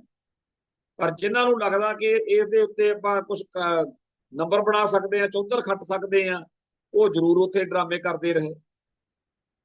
ਸੋ ਜਿਹੜਾ 6 ਜੂਨ ਦਾ ਦਿਹਾੜਾ ਆਪਾਂ ਦਿੱਲੀ ਨੂੰ ਸੰਦੇਸ਼ ਦੇਣਾ ਹੁੰਦਾ ਕਿ ਅਸੀਂ ਜਿਉਂਦੇ, ਅਸੀਂ ਜਾਗਦੇ, ਜਿਹੜਾ ਇਹ ਕਹਿਣਾ ਹੁੰਦਾ ਕਿ ਸ਼ਹੀਦਾਂ ਦਾ ਸੁਪਨਾ ਸਾਕਾਰ ਕਰਨ ਤੱਕ ਜੰਗ ਜਾਰੀ ਰਹੇਗੀ, ਸਾਨੂੰ ਤਾਂ ਹੋਰ ਹੀ ਚੱਕਰਾਂ ਚੱਲ ਜਾ ਰਿਹਾ। ਇਸ ਗੱਲ ਦੇ ਉੱਤੇ ਸਾਡੀ ਜਿਹੜੀ ਕੌਮੀ ਸ਼ਕਤੀ ਹੈ, ਉਹਨੂੰ ਲਾਮਬੰਦ ਕਰਨ ਦੀ ਥਾਂ ਕਰਾਹੇ ਪਾਇਆ ਜਾ ਰਿਹਾ। ਇੱਕ ਪਾਸੇ ਕੈਨੇਡਾ, ਅਮਰੀਕਾ ਵਰਗੇ ਮੁਲਕਾਂ 'ਚ ਸਾਡਾ ਘਾਣ ਹੋ ਰਿਹਾ, ਆ ਰੌਲਾ ਪੈ ਰਿਹਾ ਨਾ ਕੈਨੇਡਾ 'ਚ ਵੀ ਮੋਦੀ ਨੂੰ ਕਿਉਂ ਸੱਦਿਆ। ਹੋ ਸਕਦਾ ਉੱਥੇ ਇਹਦੇ ਆਉਣ ਤੇ ਵਿਰੋਧ ਪ੍ਰਦਰਸ਼ਨ ਵੀ ਹੋਣ ਕਿ ਤੁਸੀਂ ਨਿੱਜਰ, ਜਥੇਦਾਰ ਨਿੱਜਰ ਦਾ ਕਤਲ ਕਰਵਾਇਆ, ਖੰਡੇ ਦਾ ਕਤਲ ਕਰਵਾਇਆ, ਹਰਮੀਤ ਸਿੰਘ PhD, ਭਾਈ ਪਰਮਜੀਤ ਸਿੰਘ ਪੰਜਵੜ, ਐਡਵੋਕੇਟ ਗੁਰਪਤਵੰਤ ਪੰਨੂ ਕੁਦਰ ਤੋਂ ਬਚ ਗਿਆ, ਹੋਰ ਪਤਾ ਨਹੀਂ ਕਿੰਨਾ ਕੁ ਦਾ ਕੰਮ ਹੋਣਾ, ਪਤਾ ਨਹੀਂ ਸਾਡੇ ਚੋਂ ਕਿਹਦਾ ਨੰਬਰ ਕਦੋਂ ਲਾ ਦੇਣਾ। ਤੇ ਉਹ ਮੋਦੀ ਹੁਣ ਕੈਨੇਡਾ ਦੇ ਵਿੱਚ ਸੱਦਿਆ ਜਾ ਰਿਹਾ, ਤੇ ਸਿੱਖਾਂ ਦਾ ਹੱਕ ਬਣਦਾ ਜੀ ਇਹਦਾ ਵਿਰੋਧ ਕਰਨ, ਇਹਨੂੰ ਦੁਨੀਆ ਦੇ ਸਾਹਮਣੇ ਦੱਸਣ ਕਿ ਇਹ ਉਹ ਇੰਡੀਆ ਜਿਹੜਾ ਸਿੱਖਾਂ ਦੀ ਨਸਲਕੁਸ਼ੀ ਕਰ ਰਿਹਾ। ਸਾਨੂੰ ਉਹਨਾਂ ਸਿੱਖਾਂ ਦਾ ਬਹੁਤ ਭਾਰੀ ਇਤਰਾਜ਼ ਆ ਜਿਹੜੇ ਜੇ ਨਹੀਂ ਇੰਡੀਆ ਦੇ ਜ਼ੁਲਮਾਂ ਦੇ ਖਿਲਾਫ ਲੜਨ ਬੋਲਣ ਜੋਗੇ ਤਾਂ ਨਾ ਕੁਝ ਕਰਨ, ਪਰ ਘੱਟੋ ਘੱਟ ਗਦਾਰੀ ਨਾ ਕਰਨ। ਕੌਣ ਜਦੋਂ ਹਰ ਮੌਕੇ ਭਾਰਤ ਮਾਤਾ ਦੇ ਹੱਕ 'ਚ ਭੁਗਤਦੇ ਹੋ, ਤਾਂ ਫਿਰ ਇਤਿਹਾਸ ਵਿੱਚ ਇਹ ਨਾ ਭਾਲੋ ਵੀ ਤੁਹਾਡਾ ਸਤਿਕਾਰ ਮਿਲੇ। ਸਤਿਕਾਰ ਤਾਂ ਉਹਨਾਂ ਨੂੰ ਮਿਲੂ ਜਿਹੜੇ ਕੌਮ ਦੀ ਗੱਲ ਕਰਦੇ। ਕੌਮ ਦੇ ਉਲਟ ਭੁਗਤਣਾ ਤੇ ਸੋਚਣਾ ਇਹ ਕਿ ਸਾਡੀ ਜੰਗੀ ਮਾਹੌਲ ਸੀ, ਉਦੋਂ ਵੀ ਦੇਸ਼ ਭਗਤੀ ਵਾਲੇ ਮਾਰਦੇ ਸੀ ਕਈਆਂ ਦੀ, ਹੁਣ ਵੀ ਕਈ ਲੱਗੇ ਹੋਏ ਨੇ। ਇਹ ਜੀ ਜਿਹੜੇ ਫੜੇ ਜਾ ਰਹੇ ਆ, ਜਾਇਜ਼ ਫੜੇ ਜਾ ਰਹੇ ਨੇ। ਇਹੋ ਜਿਹਾ ਨੂੰ ਹੀ ਆਹ ਕੋਈ ਜਗਤ ਗੁਰੂ ਰਾਮਾ ਭਦਰਾਚਾਰੀਆ, ਮੂੰਹ ਨਹੀਂ ਸਿਰ ਨਹੀਂ, ਲਿਬੜਿਆ ਤਿਬੜਿਆ ਜਾ ਬੈਠਾ, ਸਿਰ ਦੇ ਉੱਤੇ ਪਤਾ ਨਹੀਂ ਕੀ ਖੇ ਸੁਆਹ ਮਿਲਿਆ ਹੋਇਆ, ਕਹਿੰਦਾ ਜੀ 2 ਸਾਲ ਦੇ ਅੰਦਰ POK ਵਿੱਚ ਰਾਮ ਮੰਦਿਰ ਬਣਾਵਾਂਗੇ ਤੇ ਉੱਥੇ ਕਥਾ ਸੁਣਾਵਾਂਗੇ। ਆਪਾਂ ਜਿਹੜੇ ਤੁਹਾਡੇ ਪਹਿਲਾਂ ਗਏ ਸੀਗੇ ਵੀ ਅਸੀਂ ਲਾਹੌਰ ਲੈ ਕੇ ਆਉਣਾ, ਉਹ ਫੜ ਕੇ ਲਾਉਣਾ ਉੱਥੋਂ, ਕਹਿੰਦੇ ਸੀ ਇਹ ਇਸਲਾਮਾਬਾਦ ਦੱਬ ਲੈਣਾ, ਕਰਾਚੀ ਦੱਬ ਲੈਣਾ, ਜਿਵੇਂ ਉਹ ਸੀ ਉਵੇਂ ਤੂੰ ਚਾਹ ਲਾ ਦੀ। ਪਤਾ ਨਹੀਂ ਇਹ ਜਿਹੜੇ ਇਹੋ ਜਿਹੇ ਬੰਦੇ ਆ, ਇਹ ਚਾਹੁੰਦੇ ਆ ਕਿ ਇਹੋ ਜਿਹਾ ਮਾਹੌਲ ਹੋਵੇ ਕਿ ਭਾਰਤ ਅਤੇ ਪਾਕਿਸਤਾਨ ਦੇ ਵਿਚਾਲੇ ਜੰਗੀ ਮਾਹੌਲ ਹੋਵੇ, ਤੇ ਹਮੇਸ਼ਾ ਸਭ ਤੋਂ ਵੱਧ ਇਸ ਗੱਲ ਦੀ ਕੀਮਤ ਕੌਣ ਦੇਵੇਗਾ? ਪੰਜਾਬ। ਜਦੋਂ ਜਦੋਂ ਵੀ ਇਹਨਾਂ ਦੋਨਾਂ ਮੁਲਕਾਂ ਦੇ ਵਿਚਾਲੇ ਹਾਲਾਤ ਵਿਗੜਨਗੇ, ਪੰਜਾਬ ਜਿਹੜਾ ਹੈਗਾ ਉਹ ਭੋਗ। ਪੰਜਾਬ ਇੱਕ ਇਹੋ ਜਿਹਾ ਹਾਲਾਤ, ਜੇਕਰ ਪਰਮਾਣੂ ਬੰਬ ਚੱਲੇ ਤਾਂ ਸਭ ਤੋਂ ਵੱਧ ਆਪਾਂ ਪੱਟੇ ਜਾਣ। ਇਹਨਾਂ ਦਾ ਕੀ ਜਾਣ, ਇਹ ਦਿੱਲੀ ਦੱਖਣ ਪਰਾਂ ਬੈਠੇ ਆ। ਤਾਂਹੀਓ ਤਾਂ ਐਤਕੀ ਚੀਕਾਂ ਪੈਂਦੀਆਂ ਨੇ ਵੀ ਪੂਰੇ ਪੰਜਾਬ ਦੇ ਲੋਕਾਂ ਨੇ ਇਹੀ ਕਿਹਾ ਵੀ ਗੁਜਰਾਤ ਦੇ ਬਾਰਡਰ ਤੇ ਲੜ ਲਓ। ਜਦੋਂ ਲੋਕ ਅੱਕੇ ਹੋਏ ਕਹਿੰਦੇ ਨੇ ਪੰਜਾਬ ਦੇ ਕਿ ਭਾਈ ਜੇ ਕੋਈ ਬੰਬ ਚਲਾਉਣਾ ਹੀ ਆ, ਜੇ ਕੋਈ ਚਾਹ ਲਾਉਣਾ ਹੀ ਆ, ਤਾਂ ਸਾਤੋਂ ਸਾਡੇ ਨਾਲ ਪਰਾਂ ਕਰ ਲਓ। ਇਹਨਾਂ ਨੂੰ ਬੜੀ ਤਕਲੀਫ ਹੁੰਦੀ। ਇਹ ਚਾਹੁੰਦੇ ਆ ਲੋਕ ਪੰਜਾਬ ਦੇ ਮਰਨ, ਪੰਜਾਬ ਸਫਾਇਆ ਹੋਵੇ, ਤੇ ਅਸੀਂ ਫਿਰ ਇੱਥੇ ਬਾਹਮਣਵਾਦ ਦੇ ਝੰਡੇ ਚਲਾਈ। ਉਹ ਕੁੱਲ ਮਿਲਾ ਕੇ ਜੋ 6 ਜੂਨ ਮੌਕੇ ਪੂਰੀ ਕੌਮ ਨੇ ਇਕਜੁੱਟਤਾ ਦਾ ਤੇ ਇੱਕ ਮੁੱਠਤਾ ਦਾ ਝੰਡਾ ਝਲਾਉਣਾ ਸੀ।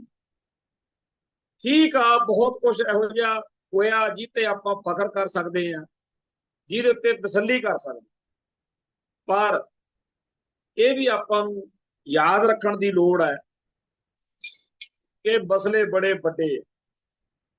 ਨੈਰੇਟਿਵ ਦੀ ਜੰਗ ਮੀਡੀਆ ਦੇ ਰਾਹੀਂ ਤੁਹਾਡੀ ਕੌਮ ਨੂੰ ਗੁੰਮਰਾਹ ਕਰਕੇ ਤੁਹਾਡੇ ਹੀ ਖਿਲਾਫ ਬੁਲਾਉਣਾ, ਆ ਜਿਹੜੇ ਮਾਤਾ ਦਾ ਮਾਰ ਬਣ ਕੇ ਸਿੱਖੀ ਅਤੇ ਸਿੱਖਾਂ ਦੇ ਦੁਸ਼ਮਣਾਂ ਦੀ ਹਮਾਇਤ ਵਿੱਚ ਬੋਲਦੇ ਆ, ਇਹ ਕੌਣ ਨੇ, ਕਿੱਥੋਂ ਆਏ ਨੇ?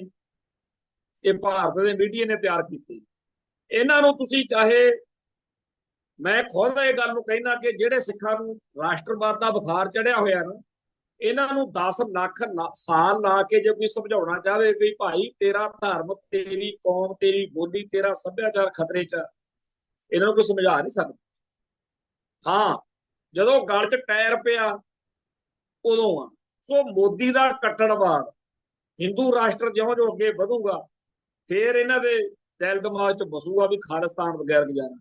ਹੁਣ ਤਾਂ ਕਹਿੰਦੇ ਆ ਨਹੀਂ, ਹਿੰਦੂ ਸਿੱਖ ਏਕਤਾ ਰਹਿਣੀ ਚਾਹੀਦੀ ਹੈ ਜੀ, ਸ਼ਾਂਤੀ ਰਹਿਣੀ ਚਾਹੀਦੀ ਹੈ ਜੀ, ਚਾਹੇ ਤੁਹਾਨੂੰ ਘਰਾਂ 'ਚ ਛਿੱਤਰ ਮਾਰ ਜਾਣ ਆ ਕੇ, ਚੰਗੀ ਸ਼ਾਂਤੀ ਆ ਜਿਹੜੀ ਕੁੱਟ ਖਾ ਕੇ ਵੀ ਸ਼ਾਂਤ ਰਹਿਣ ਦਾ ਮਤ ਦਿੰਦੀ ਹੈ ਤੁਹਾਨੂੰ। ਅਗਲੇ ਤੁਹਾਡੇ ਧਰਮ ਦਾ, ਤੁਹਾਡੇ ਹੁਣ ਸਾਰਾ ਕੁਝ ਇਸ ਮੌਕੇ ਪਿਛਲੇ 40 ਸਾਲ 'ਚ ਕੱਲੀ ਕੱਲੀ ਗੱਲ ਨੰਗੀ ਹੋ ਚੁੱਕੀ ਹੈ।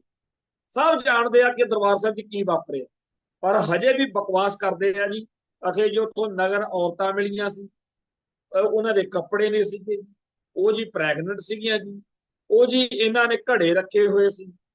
ਇਹ ਜਿਹੜੀ ਸਾਰੀ ਇਸ ਤਰੀਕੇ ਦੀ ਮੰਨ ਲਈ ਗੱਲ ਤੁਹਾਡੀ ਕਿ ਤੁਹਾਨੂੰ ਸੰਤ ਭਿੰਡਰਾਂ ਵਾਲਿਆਂ ਨਾਲ ਜਾਂ ਸਿੱਖ ਯੋਧਿਆਂ ਨਾਲ ਵਿਰੋਧ ਆ, ਪਰ ਧਰਮ ਤਾਂ ਤੁਹਾਡਾ ਸਿੱਖ ਆ, ਤੁਹਾਡਾ ਧਰਮ ਸਥਾਨ ਆ, ਉਹਦੀ ਇਹ ਝੂਠੀ, ਬਿਲਕੁਲ ਝੂਠੀ ਭੰਡੀ ਕਰ ਰਹੇ ਨੇ ਤੇ ਤੁਸੀਂ ਹਿੰਦੂ ਸਿੱਖ ਏਕਤਾ ਚੱਟੀ ਜਾਂਦੇ ਹੋ।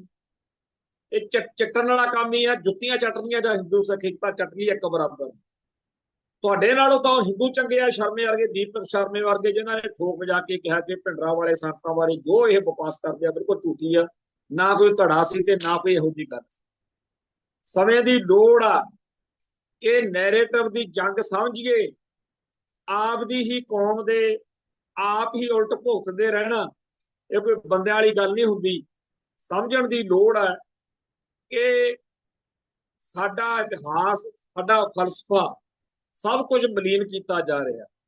ਜਿਵੇਂ ਬੀਤੇ ਦੌਰ ਦੀਆਂ ਘਟਨਾਵਾਂ ਅੱਜ ਦਾ ਇਤਿਹਾਸ ਆ, ਅੱਜ ਦੇ ਦੌਰ ਵਿੱਚ ਜਿਹੜਾ ਸੋਚਦਾ ਬੰਦਾ ਕਿ ਆਪਾਂ ਕੀ ਲੈਣਾ, ਉਹ ਇਹ ਮੰਨ ਲਵੇ ਕਿ ਆਉਣ ਵਾਲੇ ਸਮੇਂ ਦੇ ਵਿੱਚ ਉਹਦਾ ਜ਼ਿਕਰ ਗਦਾਰਾਂ 'ਚ ਹੋਣਾ। ਸਭ ਤੋਂ ਵੱਡੇ ਗਦਾਰ ਮੈਨੂੰ ਉਹ ਲੱਗਦੇ ਆ ਜਿਹੜੇ ਉਹਨਾਂ ਸਿੰਘਾਂ ਦੇ ਖਿਲਾਫ ਬੋਲਦੇ ਆ ਜਿਹੜੇ ਪੰਥ ਦੀ ਚੜ੍ਹਦੀ ਕਲਾ ਲੋਚਦੇ, ਕੌਮ ਦੀ ਚੜ੍ਹਦੀ ਕਲਾ ਲੋਚਦੇ। ਤੇ ਸਾਡੇ ਜਿਹੜੇ ਫਰਜ਼ ਨੇ, ਫਰਜ਼ ਅਸੀਂ ਨਿਭਾਉਣ ਤੋਂ ਬਚ ਰਹੇ ਆ। ਸਾਨੂੰ ਚਾਹੀਦਾ ਕਿ ਇਹੋ ਜਿਹਾ ਮਾਹੌਲ ਸਿਰਜੀਏ, ਇਹੋ ਜਿਹਾ ਨੈਰੇਟਿਵ ਸਿਰਜੀਏ ਜਿਹਦੇ ਵਿੱਚ ਕੌਮ ਦੀ ਚੜ੍ਹਦੀ ਕਲਾ ਲੋਚਣ ਵਾਲਿਆਂ ਲਈ ਹਰ ਫਰੰਟ ਦੇ ਉੱਤੇ ਕੰਮ ਕਰਨ ਲਈ ਉਹਦੇ ਕੋਲੇ ਹੋਵੇ। ਹੋਰ ਨਹੀਂ ਤਾਂ ਜਿਹੜੀ ਆ ਸਿੱਖ ਕੌਮ ਦੇ ਹੱਕਾਂ 'ਚ ਜਾਂ ਹਿੱਤਾਂ 'ਚ ਭੁਗਤਣ ਵਾਲੇ ਅੱਡ-ਅੱਡ ਖਿਆਲਾਂ ਦੇ ਬੰਦੇ ਆ, ਚਾਹੇ ਉਹਨਾਂ ਦੇ ਬਾਕੀ ਕੰਮ, ਪਰ ਉਹਨਾਂ ਦਾ ਸਨਮਾਨ ਕਰੀ। ਕੋਈ ਲਿਸਟ ਬਣਾਈਏ 100, 200, 500 ਬੰਦੇ ਦੀ ਜਿਨ੍ਹਾਂ ਨੇ 1978 ਤੋਂ ਹੁਣ ਤੱਕ ਸਿੱਖਾਂ ਦੇ ਘਰੇ ਨਹੀਂ ਜੰਮੇ ਹੋਏ, ਪਰ ਉਹਨਾਂ ਨੇ ਕੌਮ ਦਾ ਪਿਆਰ ਖੱਟਿਆ, ਕੌਮ ਦਾ ਸਤਿਕਾਰ ਖੱਟਿਆ। ਹੁਣ ਆਪਾਂ ਇਹ ਨਾ ਭਾਲੋ ਕਿ 100% ਸਾਡੇ ਵਰਗੇ ਹੋਣ, ਉਹਨਾਂ ਦੀ ਆਪਦੀ ਵਿਚਾਰਧਾਰਾ, ਪਰ ਆਪਦੀ ਵਿਚਾਰਧਾਰਾ ਤੇ ਖੜ ਕੇ ਆਪਦੇ ਫਰਜ਼ ਨਿਭਾਉਂਦਿਆਂ ਹੋਇਆਂ ਜੇ ਸਾਡੇ ਹੱਕ 'ਚ ਭੁਗਤੇ ਆ, ਉਹਦਾ ਸਤਿਕਾਰ ਕਰੀਏ। ਖੈਰ, ਗੱਲਾਂ ਬਾਤਾਂ ਚੱਲਦੀਆਂ ਰਹਿਣਗੀਆਂ, ਕੱਲ ਫੇਰ ਮਿਲਾਂਗੇ। ਇੱਥੇ ਸਮਾਪਤੀ ਕਰਦੇ ਹਾਂ। ਨਾਨਕ ਨਾਮ ਚੜ੍ਹਦੀ ਕਲਾ, ਤੇਰੇ ਭਾਣੇ ਸਰਬੱਤ ਦਾ ਭਲਾ। ਵਾਹਿਗੁਰੂ ਜੀ ਕਾ ਖਾਲਸਾ, ਵਾਹਿਗੁਰੂ ਜੀ ਕੀ ਫਤਿਹ।